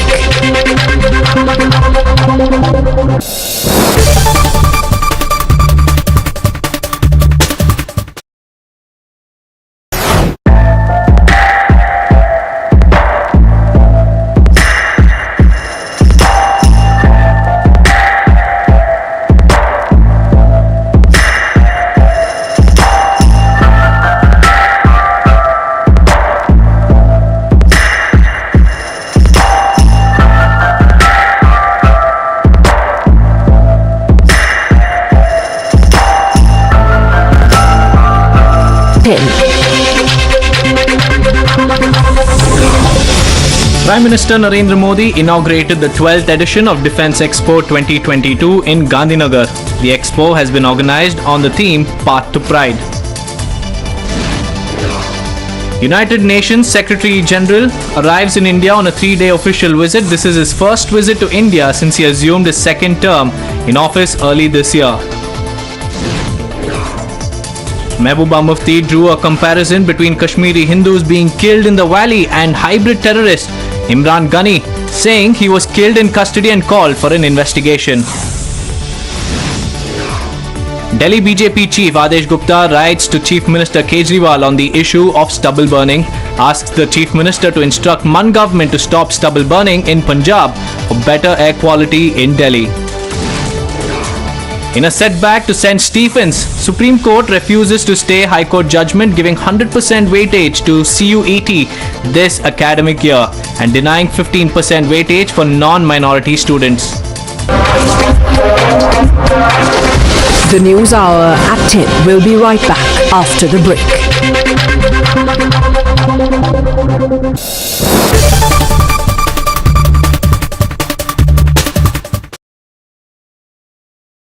The most pressing issue, the most informed minds,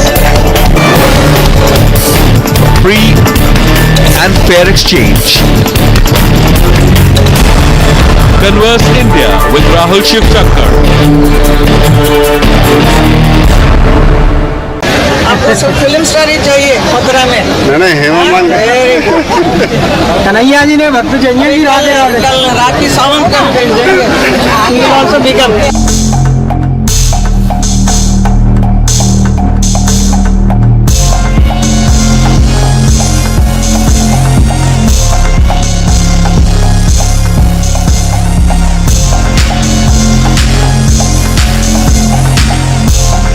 Watching the News Hour at 10. Rupee hit a new low of 82.95 against the US dollar on anticipation of more rate hikes by major central banks across the globe to curb rising inflation. A resident of Dadar has filed a PIL in Bombay High Court against former Maharashtra Chief Minister Uddhav Thackeray and his family, seeking an Enforcement Directorate CBI investigation into alleged disproportionate assets held by them. Out on parole, rapist Ram Rahim holds satsang after hero's welcome by Netas. NIA files charge sheet against JEM Chief Masood Azhar over conspiracy to disrupt peace in Jammu and Kashmir during Prime Minister Modi's visit in April. Sajan Bhawala wins bronze and becomes the first Indian to win a medal in Greco-Roman wrestling at the Under-23 Wrestling World Championship.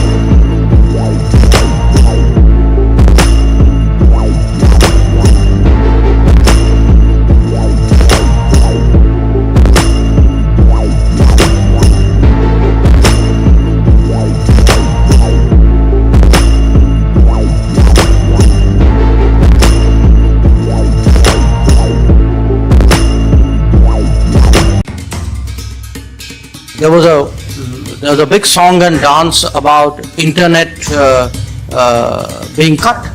Okay. Now, if you've reached a stage where you say an internet cut is more dangerous than the loss of human lives, then what can I say? India's illegal and unilateral actions of 5th August 2019 to change the internationally recognized disputed status of Jammu and Kashmir and to alter the demographic structure of the occupied territory further undermined the prospects of peace.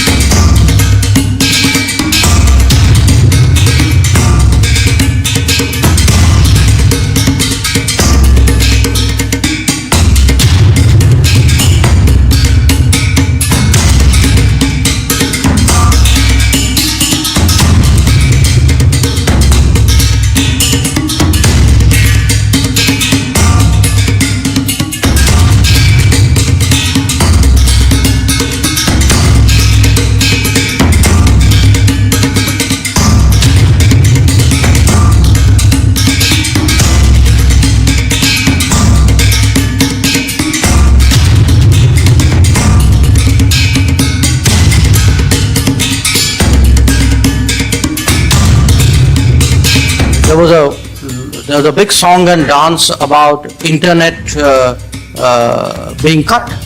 Okay. Now, if you've reached a stage where you say an internet cut is more dangerous than the loss of human lives, then what can I say? So, the fact is, if you look at the whole 370 issue, I mean, it's a fundamental, maybe I should not be looking in your direction. I ask you all to, just a very basic part. What was a temporary provision of the Constitution was finally put to rest. This was supposed to be act of majority. Wait. This was supposed to be majoritarian. Now tell me, what was happening in Kashmir was not majoritarian. So, I think the way facts are slanted, things are played up, what is right, what is wrong is confused. This is actually politics at work.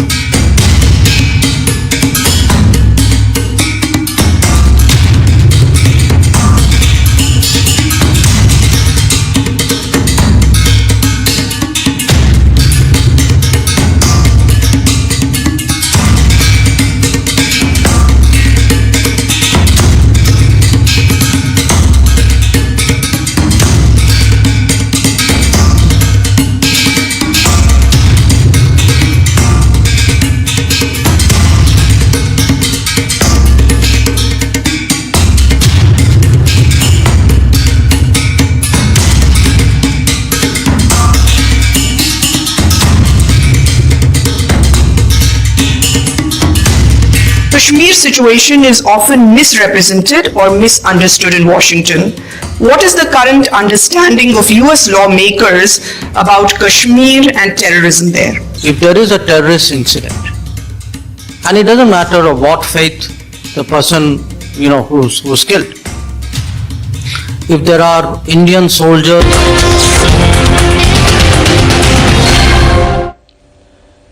Hello and welcome to News Now Overnight. I'm Siddharth Talia. Let's take a quick look at the top headlines, the top 50 headlines this hour at 11 o'clock.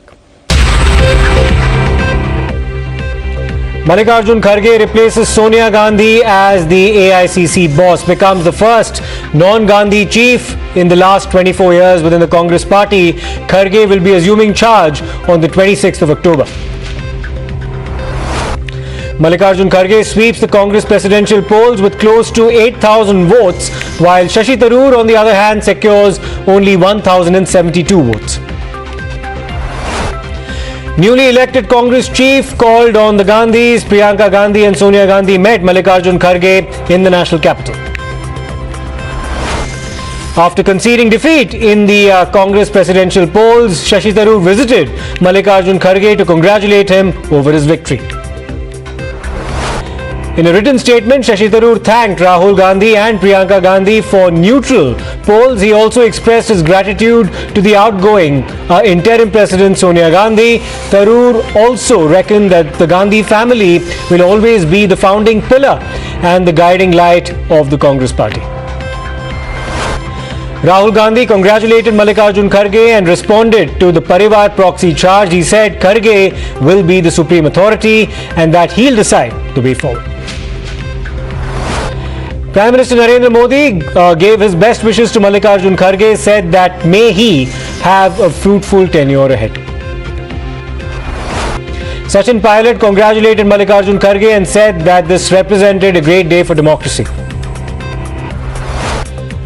There was drama before the counting process actually began for the Congress presidential polls. In a letter to the Congress's Central Election Authority, Chairman Madhusudhan Mistry, Tharoor actually alleged extremely serious irregularities in the conduct of the election process.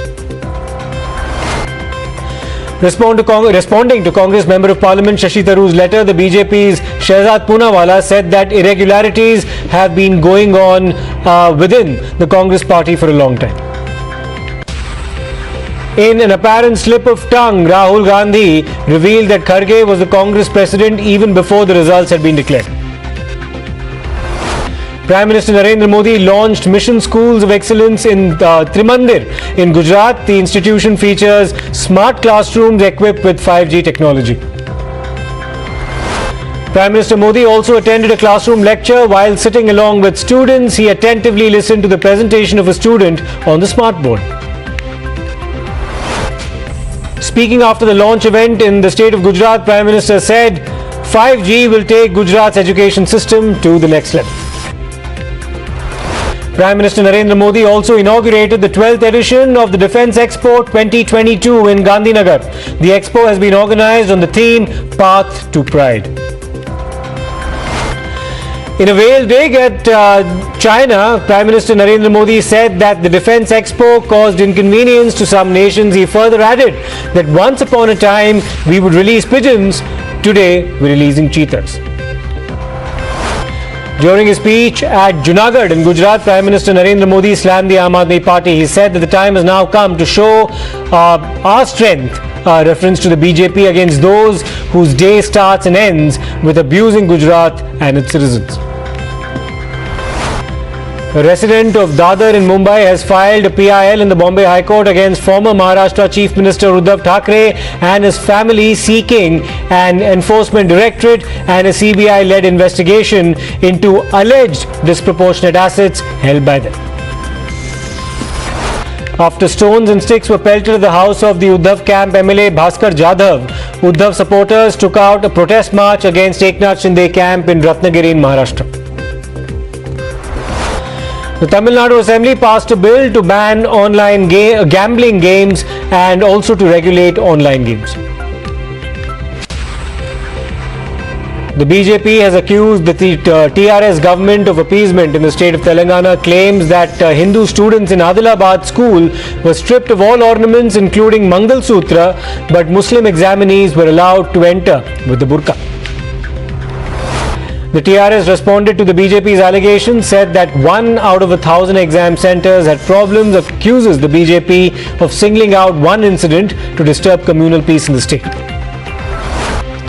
The principal of the Adilabad College, which is now at the centre of controversy, backed the story, said about 5 Muslim women in the centre appeared for the exam wearing a burqa, added that the police had been in charge of frisking.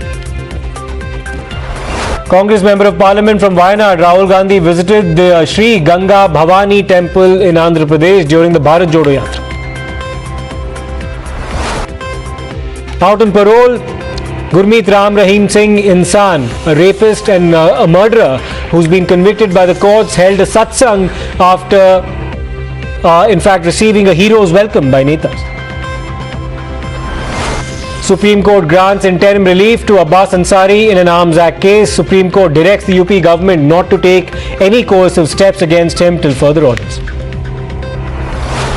Mehbooba Mufti, the chief of the PDP, drew a comparison between Kashmiri Hindus being killed in the valley and hybrid terrorist Imran Ghani, saying that he was killed in custody and called for an investigation.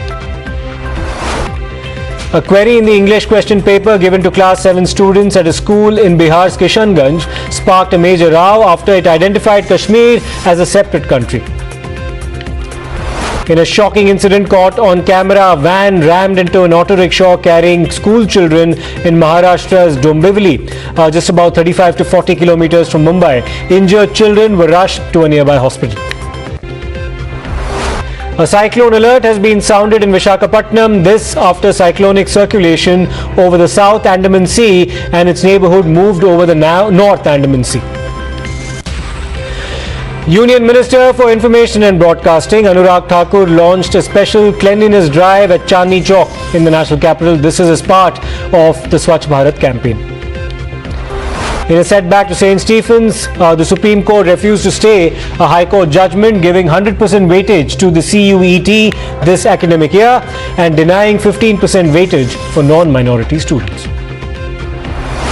Aditya Vikram Singh resigns from the Congress party in protest after Himachal's candidate list was announced. He had unsuccessfully contested the last election from Banjar and was hoping for a renomination. Now, after Singh's resignation in Himachal Pradesh, the party has fielded former state BJP President Khimi Ram from Banjar. He joined the Congress party in July this year. The Chief Minister of Himachal Pradesh, Mr. Jairam Thakur, has filed his nomination from the Siraj Assembly constituency for the upcoming state elections, which will be held on the 12th of November.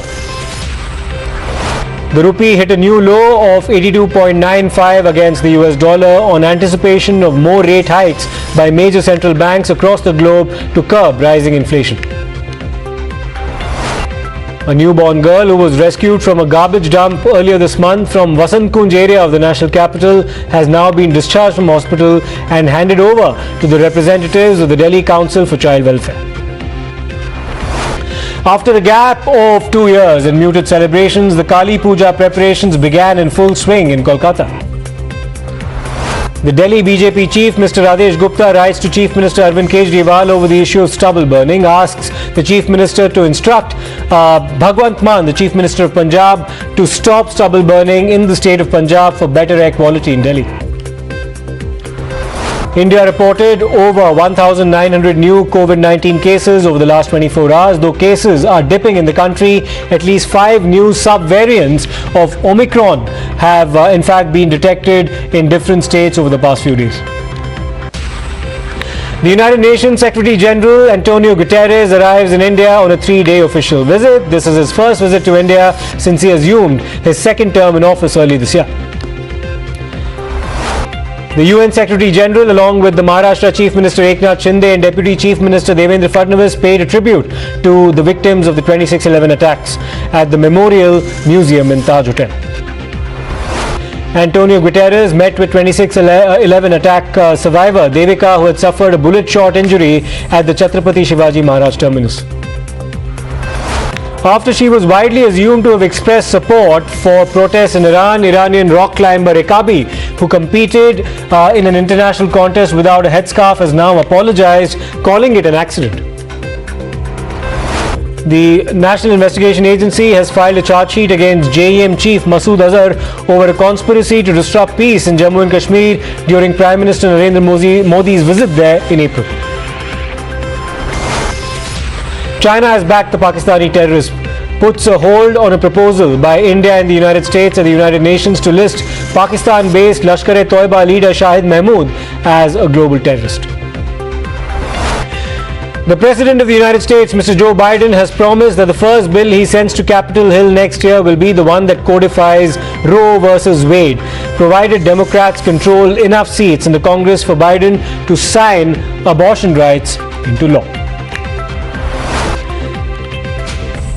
Sajan Bhanwala wins the bronze medal and becomes the first Indian to win a medal at the Greco-Roman Wrestling at the Under-23 World Wrestling Championships. Indian juniors won 3 gold medals in air rifle and air pistol team events to swell the tally to 8 golds in the World Shooting Championships being held in Cairo. India's second and final warm-up game against New Zealand was abandoned without a ball being bowled due to persistent rain at the Gabba in Brisbane. India's World T20 campaign begins against Pakistan on the 23rd of October. Turning our attention now to a case of appeasement in the state of Telangana. Are Hindus not trusted in their own country? India is the so-called secular state threatening the majority community, or treating the majority community rather, as second-class citizens. Remember, Hindus have been barred from managing their own temples for fear that they'll loot them. They're also blocked from reclaiming their mandirs in the garb of protecting communal amity. And today, even Hindu symbols like the Mangal Sutra and the Kangans are being banned in an examination hall in Adilabad in Telangana. Can rules in fact be subject to one's religion? A tempest has now been stirred in Telangana's Adilabad district. These visuals from a state services examination center show how women were in fact asked to remove the Mangal Sutra as well as bangles and earrings and anklets, while women wearing the burqa were given a free pass. After massive outcry by the aspirants, the police were forced to step in and allow the Mangal Sutra in the examination hall. Now let's listen into those who were in fact blocked just because of their faith. My burqa moving now. Walaki. కమ్మలు కూడా తీయమంటారు వాళ్ళైతే బుర్కేసుకొని గాజులు ఎవరైనా కొనుక్కుంటారా గాజులు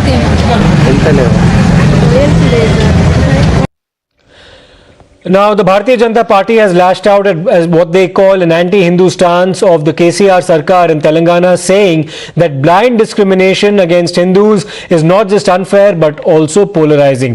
The TRS, or as it's been renamed now, it's the Bharatiya Rashtra Samiti, has denied any partiality shown to any specific community or giving any preferential treatment. Their own police and even the principal of the college have admitted to this discrimination. Let's listen in.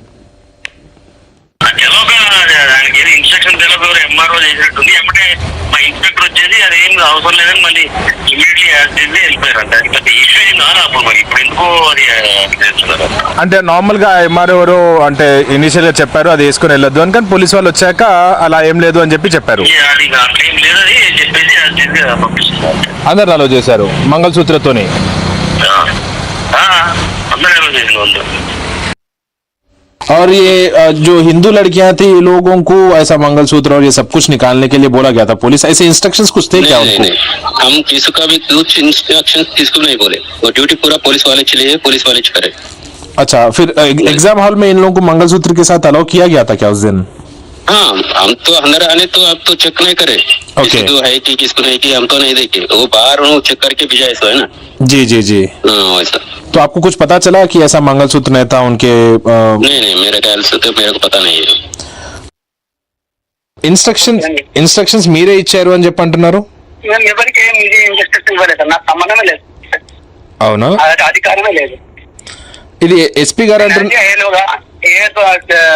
ఎలువ గారు తప్ప ఇచ్చిన ప్రకారం నేను collect instruction ప్రకారం నేను వెళ్తున్నాం. ఎవరికి instruction ఇవ్వలేదు. పోలీస్ వాళ్ళు మీ పేరు చెప్తున్నారు మరి? Now, despite the admission by the principal as well as the SP, the TRS Sarkar says that Hindus were not discriminated against. Let's listen into what the TRS government in Telangana has had to say. We are talking about one particular center, and the Group 1 examination of Telangana State Public Service Commission was conducted in 1019 centers, and no issues have been reported anywhere in these rest of the 1018 centers. So Bharatiya Janata Party has picked up some selective videos and have circulated it. Now, the BJP, however, does not buy the defense offered by the TRS dispensation. They insist that it's minority appeasement by an alleged anti-Hindu government. This is a coercive anti-Hindu policy of the Telangana government, and I think such discriminatory practices by the government and their agencies are bound to create sharp polarization and bitterness among the people. A state has the moral duty to provide the constructive secularism in the state. KCR की सरकार और उसकी car दोनों का steering MIM के हाथ में है और अवैसी साहब सरकार चला रहे हैं और तेलंगाना में अवैसी का एजेंडा सांप्रदायिक एजेंडा लागू किया. The reports that are coming in, it seems that those who were in burqa they were not checked. Whereas there is claims and allegations that ladies were asked to remove their Mangal Sutras. Now, you can't have this kind of discrimination happening at the gate of an examination, because the institution and the examination is not religious by any nature. Turning our attention briefly to what's been happening in the United Kingdom and what comes as another blow to Britain Prime Minister Liz Truss's government.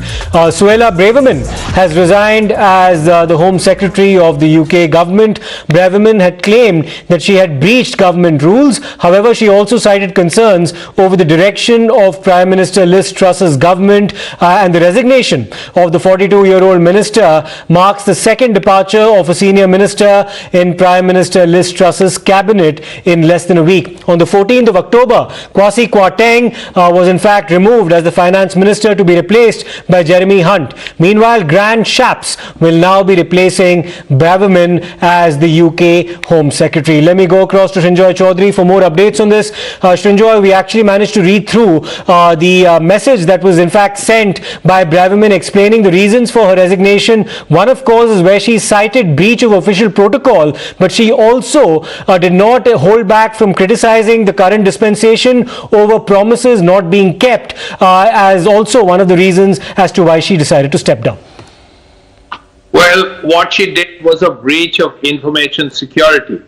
To use your personal email to send official material, government material, is a breach of information security very, very clearly. So she quite naturally had to resign. Of course, she fired a broadside at Liz Truss as she left, saying she's not happy with the way the government is functioning. Well, anyone would say that. Liz Truss has just lost her Chancellor of the Exchequer, Kwasi Kwarteng, and now she has lost her Interior Secretary. Now it's like Home Secretary. It's like saying you're losing your Finance Minister and your Home Minister. That is really the equivalent of half of the CCS in 1 week, which is actually in any country quite a blow. And considering that Liz Truss has been Prime Minister for little over a month, it must be very difficult.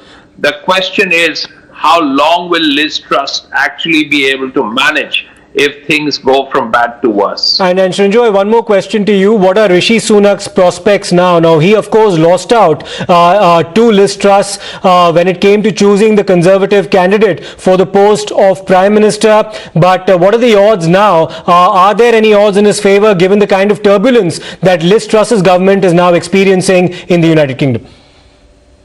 Yes, he had got 42% of the vote, which means that he was the second favorite after the favorite after Liz Truss. Now, if Liz Truss does resign, are we going to see a change? Because she hasn't, of course, resigned. There is still about a year to go before the elections happen. Now, the question is, what happens now? There are three possibilities. One, of course, that Liz Truss somehow manages till the elections.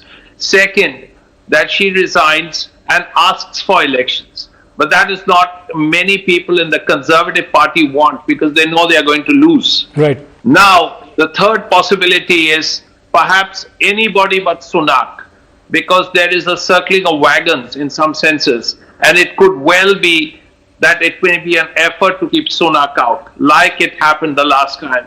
And fourthly, of course, because he was runner-up, it is quite possible that he would get a chance. So all four options